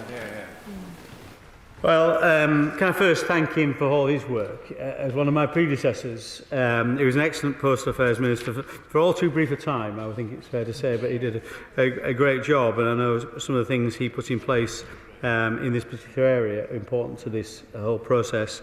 Of course, we are working at the highest level. The Prime Minister's taking a personal interest in these matters, so absolutely, I don't see any barrier in terms of a willingness to right these wrongs from anywhere in government, right to the highest possible level. Say, meeting the Justice Secretary today, we hope for some positive way forward in the next few days. And I completely agree with him. All of us should watch that documentary to learn lessons about this particular scandal, but also the potential for future scandals based upon the same kind of motivations. And again, he talks about the Great Post Office Scandal, written by the excellent journalist Nick Wallace, who's been such an important part of uncovering the truth to this horrendous scandal. Toby Perkins. Thank you very much, Madam Deputy Speaker. Harjinder Singh Batoy, my constituent, not only lost his business, lost his home, was bankrupted, but also had the agony of being convicted to 18 months in prison for something that he knew he had never done. Justice for Mr Singh Batoy isn't just getting him the compensation he still waits for, but it is seeing those who sat by, knowing that he was the victim of an injustice, and watch him go to prison, face justice themselves. So whilst it's absolutely crucial that the statutory inquiry takes on all the information that it needs to, it is important we get justice as quickly as we possibly can. What can the Minister say about how we can ensure that the importance of getting all the information doesn't mean this process goes on for years and years and years, as other miscarriages of justice we've seen in the past? Well, tragic to hear what's happened to Mr Singh Batoy, and thank him for his work in terms of drawing awareness to that particular case. As I said before, there are two things that I think people in these situations want: rapid compensation and holding to account of people responsible. Those are the two key things, and those two things we're very keen to deliver. Make it easier to overturn convictions, and once you have overturned a conviction, I think as Mr Singh Patoy has from what he was saying, then access to immediate compensation or rapid compensation, which we can deliver through the fixed sum award or through the full assessment route, but also making sure we hold people to account. The Sir Win Williams inquiry is responsible, of course, to identify exactly what went wrong, who is responsible, due to report later this year. It's not something we want to carry on for years. We want to give it the time and breathing space to do its job properly, so we don't want to put any artificial limits on its ability to do that. But we hope it will certainly terminate its inquiry this year, end its inquiry this year, and report shortly after. And we're very keen that any actions can be taken against organisations or individuals at that point in time. Vaughan Bailey.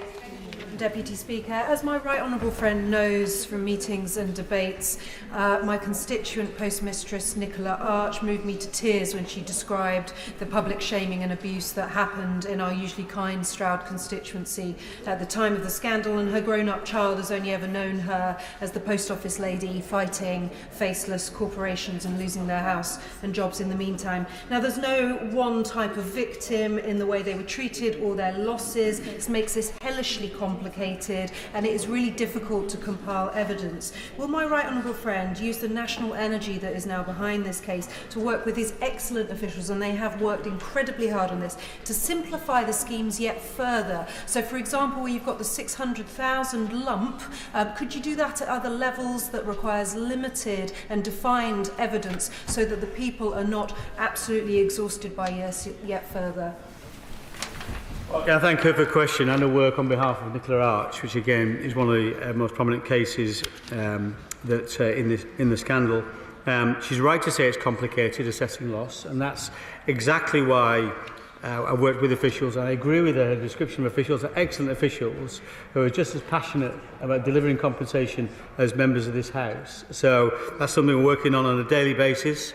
She's right to say the fixed sum award for overturned convictions did simplify that very significantly, and a significant number of the people who have got full and final settlements on overturned convictions so far, the 30 people, have chosen that route.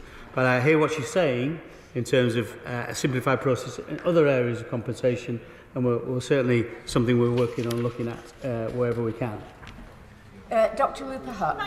Deputy Speaker, ITV and the power of drama deserve our praise for galvanising government action far faster than questions in here I've been asking since 2020. As well as Mr Bates, there was Mr Patel, who was forced to give a false confession to avoid prison. He had the humiliation of attending my constituent Varchas's graduation electronically tagged.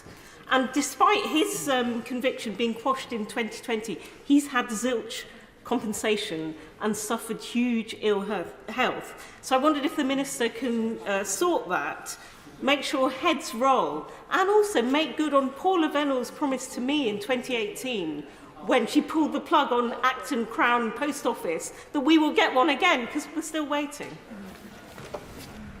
Well, thank you for a question, and I work on behalf of Mr Patel.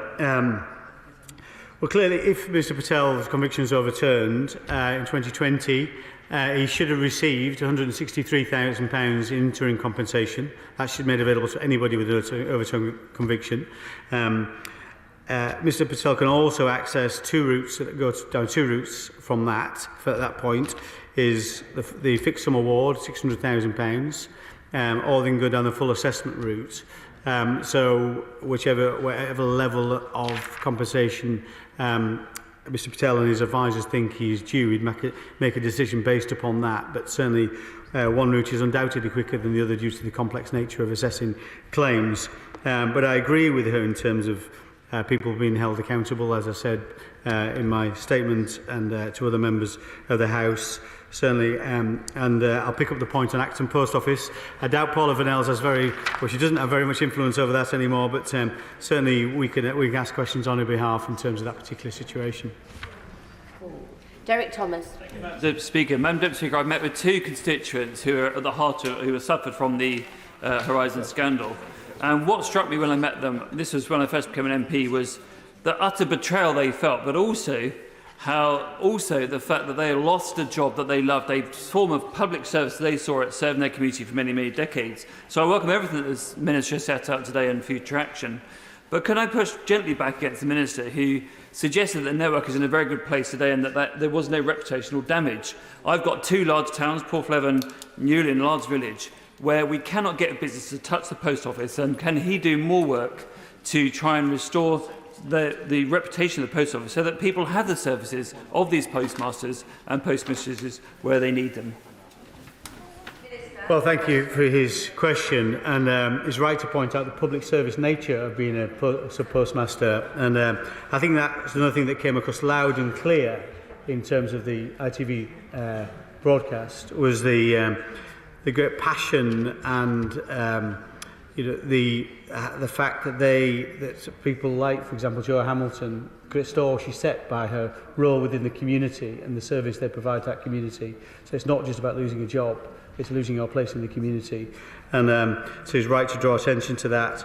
I think in terms of the reputation of the post office, I think it's important we resolve these situations quickly now, overturning convictions, getting compensation out the door to all people affected by the scandal. That's something we're working every day. That's one step towards that. I think the post office network itself is still revered across the country, the post office network. So I believe it still has a strong reputation at an individual level. But it's absolutely right that we make actually the network more sustainable, more viable. That's one of the reasons that will attract more people into being this company sub-postmaster if it's more lucrative to do so. That's something we're working on all the time, and things like the banking framework and the parcel hubs are opportunities for the postal office network going forward. Kirsten Oswald. Madam Deputy Speaker, many constituents have contacted me looking for swift and straightforward action, and I'm very interested in what the Minister has outlined. I think it will be important that we see further flesh on the bones as we progress and very quickly. I would like to hear more from him about how he thinks we can best deal with those hard-to-reach cases, people who may have walked away absolutely scunnered and significantly out of pocket, who may not come forward without concerted action, and I think they deserve that action. Can I also put to the Minister that I think that the protracted nature of this issue has dampened people's enthusiasm for taking on a post office. I don't think that we can shy away from that, and our communities deserve us not to do so. In my constituency, the post office in Neilston will close on Saturday. That's billed as a temporary closure, but it's only temporary if someone will come forward to take it on. Too many communities in East Renfrewshire, and I know further afield, do not have post offices, which are essential. What can be done over and above what he said? I take on board what he said, but much more is needed to make sure that people have the confidence to take on these post offices that our communities need so much. Well, thank you for her question. And she's right. Exactly what I want to do is make the compensation schemes more swift and straightforward, make the overturning of convictions more swift and straightforward. She absolutely is right to point to the fact that some people are reluctant to come forward in the first place. That's why we're keen to deliver a solution that doesn't require some postmasters to come forward for us to overturn the conviction. That's something we've been looking at and members of the House have been calling for. So that's something we're working on right now.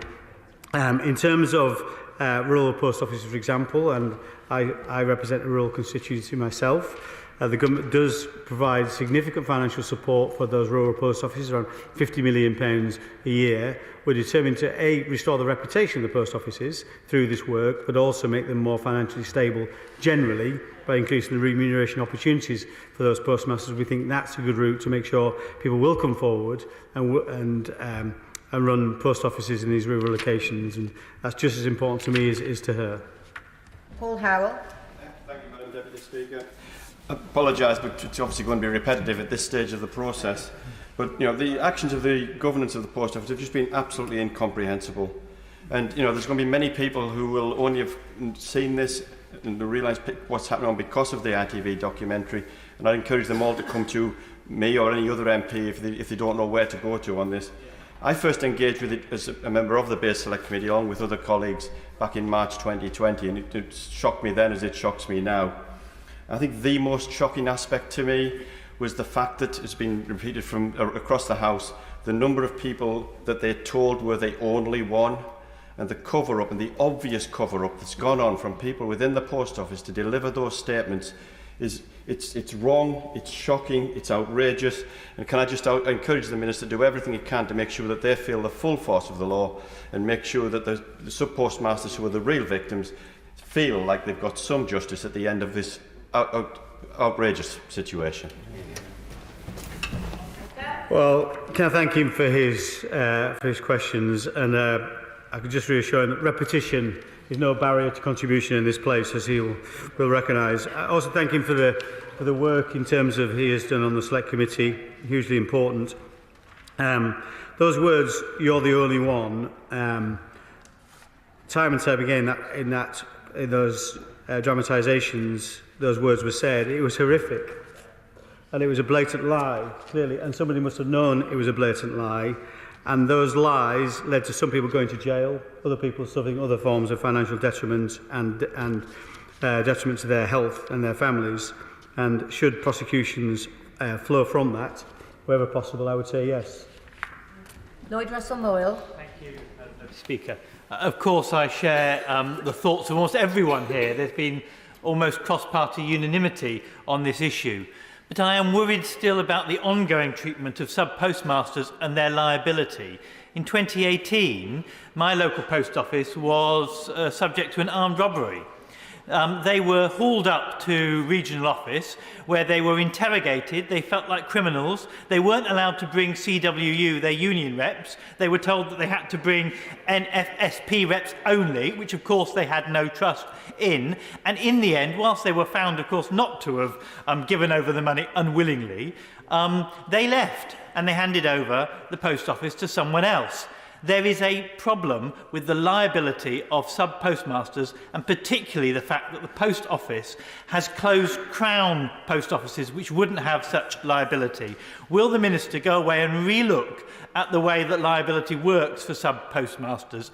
And of course, I echo the calls that we re-look at private prosecutions. The RC said that the private prosecutions process in this country is haphazard in their 2020 report. They said the fact that the government doesn't even know what private prosecutions are going on because there is no central register is a detriment to the very reforms that the government might need to take on. So will the Minister look at least having a central register of private prosecutions and a regulatory overview, possibly, of the Crown Prosecution Service? It was, of course, created for that very purpose, to separate prosecutions from the police. Now we need to do that for other public services as well. Well, thank you for raising that very troubling case. I'm very happy to look into it on his behalf if you'd like me to do that, because it does sound troubling. I do feel, as 2018, I think you said that case, and I do feel there's been a change in relationship between the Post Office and the network. I'm not saying it's universally good or universally supported by the network, but I think there has been some improvement, including the recruitment, as I said, of 100 regional managers, so that there is a more relationship-based approach to the network and the Post Office Limited. In terms of private prosecutions, as I said earlier, it's something I think we should look at in the context of this particular scandal, but also the wider connotations of private prosecutions. That's something the Justice Secretary is committed to do. I'm sure he'll report to the House in due course, and I'm sure he'll take on board the very important recommendations of the Justice Select Committee on this particular matter. James Sunderland. Mr Speaker, the Minister has provided the House today with what I see as three key assurances, namely that compensation will be paid quickly to all victims, that wrongful convictions will be overturned, and also that those responsible, whether they're from the Post Office, from Fujitsu or elsewhere, will be held to account, ideally with criminal prosecutions. But does he agree, and can he reassure my constituents in Bracknell, that a judicial system which presided over so many wrongful convictions will also be reviewed? Well, thank you for his comments. He's right to say that's exactly what we're seeking to deliver. Rapid and fair compensation is also seen to be fair. An easier route to overturning convictions. That's something again that we are determined to take forward, and individuals held to account. I think he raised a very important point in terms of the judicial system, and certainly potentially the trust we place upon computer records which I think certainly seems to have played a part in this particular case. So it's something, a lesson we potentially need to learn across the legal framework, and I know it's something the Justice Secretary has in mind. Alan Brown. Mr. Speaker, the Minister is aware it's not just those that were wrongly accused and convicted. There's also those that were falsely accused, wasn't prosecuted but still had consequences. I have a constituent who believes she was a victim of Horizon false accusations. She lost her post office franchise as a consequence, but the pressures associated with that led to her losing her main business as well. Can the Minister confirm she would be eligible for compensation? How does she go about accessing compensation? And for other similar victims who sadly have died, how does the deceased family access compensation for those that had false accusations without prosecution? Okay, thank him for his contribution. There are three compensation schemes for good reason. It's not ideal to have three different schemes, but there are. We are where we find ourselves. The Rising Shortfall Scheme, the Group Litigation Order Scheme and the Overturn Conviction Scheme. I think it sounds like his constituent should fit into the Horizon Shortfall Scheme and should be able to apply to that. So certainly very happy to make sure that he is aware of the route that his constituent can take. That's in assessing financial loss. Of course, consequential losses are part of that assessment, and it sounds like there is a case for consequential loss in that particular case, but that certainly can be something that financial compensation can take into account.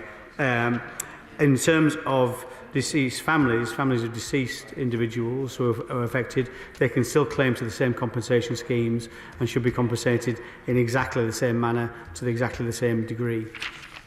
Miller. The building on Queen's Road, Craigadon, in my constituency, where Alan Bates served the community as sub-postmaster, is now a charity shop. It's one small reminder of the damage that has been done to lives and livelihoods across the country. I welcome the Minister's statement. I welcome his tone. And I welcome the progress that the government is making. But I also know that he has seen the interim report from the inquiry, and he has heard what I think is the mood of the House this evening, that a great scandal requires a great response. So does he agree with me that in addition to prompt payment of fair compensation, that now is the time to consider legislation for the overturning of unsafe convictions, that now is the time to consider the powers of the Post Office, and that now is the time to consider also Fujitsu's status as a government or as a framework provider for government contracts? And does he agree that we need to see justice where actual wrongdoing has occurred, and soon? Yeah, I mean, I share his, I pay tribute to work he's done on this, and I share his, his ambition in terms of delivering. This has been a great scandal. We need a very significant response to it. So our discussions today with the Lord Chancellor was very much along the lines of this is potentially doing something that is unprecedented in this particular space, and that's something we are working on right now. So I hope to give him something more definite in that regard in the coming days. In terms of Fujitsu and individuals, again, that's something we think absolutely right. The inquiry is given time to ascertain exactly who did what and who didn't do what, and whose responsibility it is for the scandal. And that's something that when the inquiry reports in due course, which should be conclude by the end of this year and hopefully report very soon after, we should be able to make decisions on those areas at a point in time. And certainly our prosecution authorities should be able to make decisions with a clearer sight of the information, the evidence that's been ascertained. Jim Shannon. Thank you, Mr. Speaker. Can I first of all thank the Minister very much for his commitment, clear commitment, dedication to this. I think we're all very impressed with the fact that the Minister wants to find the solutions and the way forward as well, and we recognise that within this House on both sides of the chamber. Can I commend the ITV drama that clearly illustrated the impact on the ordinary, normal, as they said themselves, the little people, the wee people. of the brutality that the Post Office Horizon scheme had on good people so badly wronged. So for all of us in this chamber, as elected representatives, we're here to speak up for those people badly wronged. And having seen some of the horrific effects, and one in particular of a young 20-year-old girl who was imprisoned under the defective scheme and her entire life marred by that system, I'd again seek clarity as to the possibility for the Minister to not simply oversee a vital and necessary reimbursement scheme, but an official pardoning scheme to have these records wiped in England, in Scotland, in Wales, and for us in Northern Ireland, as a only MP here at this moment in the chamber from Northern Ireland, wish to see the same justice and compensation for those people as well. Mr. Speaker, thank you. Well, thank you. Thank him for his contribution and also his kind words. I mean, that came through, and there was the most shocking part of it, I think. Even though I was very familiar with all the detriment postmasters had experienced due to this scandal, but I think brutality shown by some of those post office managers in that dramatisation was just inconceivable. So I completely share how appalled he is by what he saw in that programme, and anybody who hasn't seen it should certainly watch it. In terms of something that we're doing across the board, in terms of overturning convictions, that's something we're looking at very closely. We're determined to do that, something not just for England but UK-wide, and something we should be working with devolved administrations on to make sure we can do something right across the PSA, because although there were different prosecution authorities in different parts of the UK, in Scotland for example, the Post Office seems to have been involved in the compilation of those files in every part of the United Kingdom, so it makes sense to have a scheme that covers every part of the United Kingdom. Dr Neil Hudson. Thank you, Mr Speaker. Can I thank the Minister for his statement and for all his efforts on this issue over a very long period. And can I echo his tributes to all those who've campaigned on this issue for many years. The Post Office Horizon IT scandal, it was an outrageous miscarriage of justice and affecting so many innocent postmasters and their families. Many constituents have contacted me to express their concerns and their outrage over this miscarriage. Can my honourable friend reassure me again and the House and indeed the country that this government will do all it can to compensate all the victims as soon as possible, including looking at exonerating them all collectively, so that this wrong can be made right both swiftly and compassionately? Minister. Well, thank you for his contribution, and I too heard many of my constituents write to me appalled at what happened, outraged at what has happened. So we should pay tribute to the people behind a programme who have brought its attention. I agree with him. We are looking for a process where all victims can be compensated quickly. We've got compensation schemes in place already. 64% of those affected have been compensated. But certainly in terms of overturned convictions, a collective exoneration is something, again, we are looking at and seeing what's legally possible. And that, of course, would then open the door to compensation, rapid compensation, immediate compensation of £600,000 for people who choose that route. The full assessment does take more time, and people would have to choose what's the right route for them, of course. But it should deliver all the ambitions that he sets out. Michael Chambers. Thank you, Mr Speaker. This disgraceful scandal reached every single part of the country, including in Scotland, where the Crown Office held prosecutorial power rather than the Post Office. And in 2020, the Scottish Criminal Cases Review Commission identified 73 potential victims, of which to date only 16 have come forward. There clearly still is work to be done to get the message out to people that they are entitled to have their conviction looked at. And of course, this only reaches the people who had a conviction in the first place, many of whom affected by the scandal actually never had their case taken forward but still lost their reputation and their livelihood. Today, the First Minister of Scotland has said that he will look at a mass exoneration of these convictions. I think that's the right approach, and I wonder if the Minister will confirm that that's something he and the Lord Chancellor will take forward in England, because what we need to see across the whole of the UK is a system where everyone understands what's going forward next, and also so that no victim anywhere in the country that was affected by this scandal is left with justice not served. Minister. Well, again, I share his ambitions in every different part of his remarks, and we too are disappointed we've not had more people come forward to have their convictions overturned. A number of different reasons. Those people have been written to several times by different bodies, including the CCRC. We're keen to get the message out, but we don't think that's a whole part of the problem. We think there's a confidence issue with some of those people wanting to come forward after so many years, after what's happened to them. So we're very keen to say to them, you will be fairly treated, you'll be dealt with as quickly as possible. A mass exoneration scheme, as he describes it, is something we are looking at, but I can't confirm today on the floor of the House.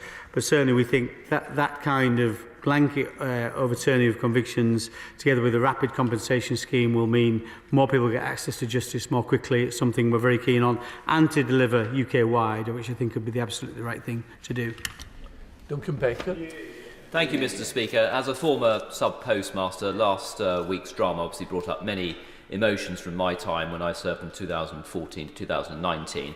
5 times in this chamber I have mentioned Fujitsu, and 5 times I have asked about their involvement. And now we know finally that they had a backdoor into the live system. So, Minister, when will Fujitsu face justice for their utter incompetence in all of this? And how can they be made to contribute compensation to the many postmasters' claims instead of the taxpayer who are not responsible for this scandal? Well, can I thank him for being a constant contributor to this debate, of course, and he brings real-life experience to these matters, which we very much value and appreciate, and very happy to keep up our regular engagement in terms of these particular issues. And he's not shy of informing me of different things I need to be aware of, and I appreciate that engagement. Of course, the back door into the post office postmaster's account, which seems to have been a key contributor to this scandal. And that seems to have been Fujitsu who had that back door. How much of that was Fujitsu's own doing that unilaterally, or was the instructions of Post Office were yet to establish? The inquiry is there to establish give us those kinds of answers. The inquiry is committed to concluding its inquiry by the end of this year and reporting shortly after. At that point in time, we will know who was responsible for what, and then we should be able to identify who can be made responsible in terms of potential financial contributions, rather than the taxpayer alone having to pick up the tab for this very significant compensation package. So I'm just as ambitious as he is to make sure that those responsible pay for what they have done. Sarah Edwards. Thank you, Mr. Speaker. I'd also like to pay tribute to the ITV drama, and many constituents have written to me about how powerful it was, and also to the BBC's podcast, The Great Post Office Scandal, that I listened to a couple of years ago. Horizon is accounting software, yet at every turn it seems that it lacked the very principles of accounting that those who study the fundamentals in accounting recognise. Where were the checks and balances in the system? And why did the governance of the Post Office also lack the same checks and balances?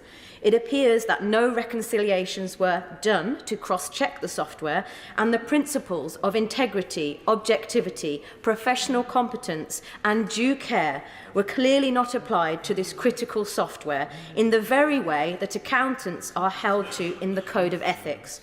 So, after many years, why are we now only hearing that there was a failed pilot and that this could have averted this disgraceful abuse of power and miscarriage of justice? Minister. Well, okay, thank her for her contribution. And I too, as I said, have many constituents contact me appalled by what they've seen on our televisions.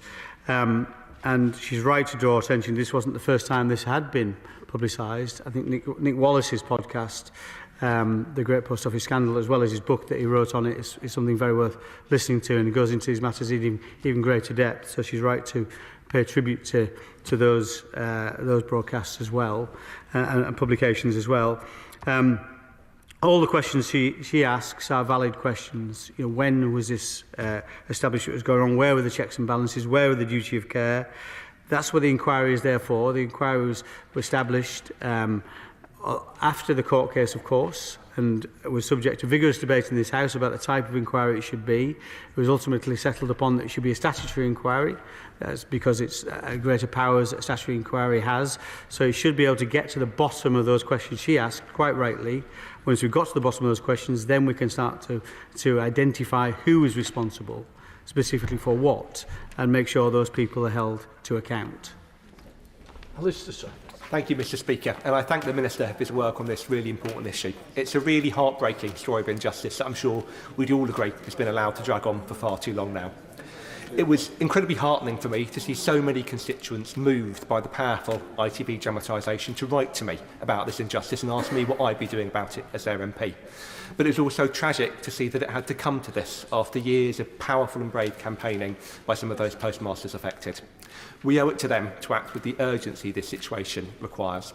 So I'd like to ask the Minister, while I acknowledge that he set out some challenges to giving certainty around timelines today, can he at least provide a timeline when we will be able to say with certainty everyone will have received compensation where affected and all of those wrongfully convicted will have had their convictions overturned?